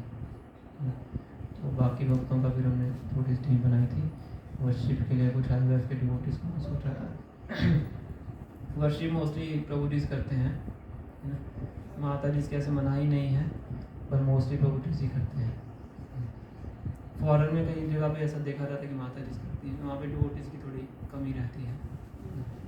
नॉर्मली ये पद्धति है कि प्रभुजीज ही करते हैं। तो ये हमने थोड़ा प्रयास किया है, देखते हैं भगवान की कृपा से कितना अच्छा सक्सेसफुल हो पाएगा। हो जाए तो अच्छी बात है, सभी सेवा में आगे बढ़ेंगे, है ना। तो इसके लिए हमने थोड़ा सा सेशन, इंट्रोडक्टरी सेशन में सोचा करें, ताकि थोड़ा पता तो लगे कि किस तरीके से विग्रह की सेवा करनी चाहिए, है ना।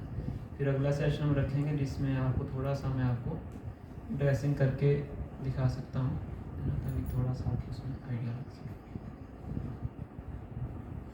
ठीक है, ठीक। श्री राधा भगवान की जय। श्री श्री महाबोधि सुंदरवरम की जय। श्री गौर निताई की जय। घोष लघु की जय। देखो प्रेमानंदे हरि हरि।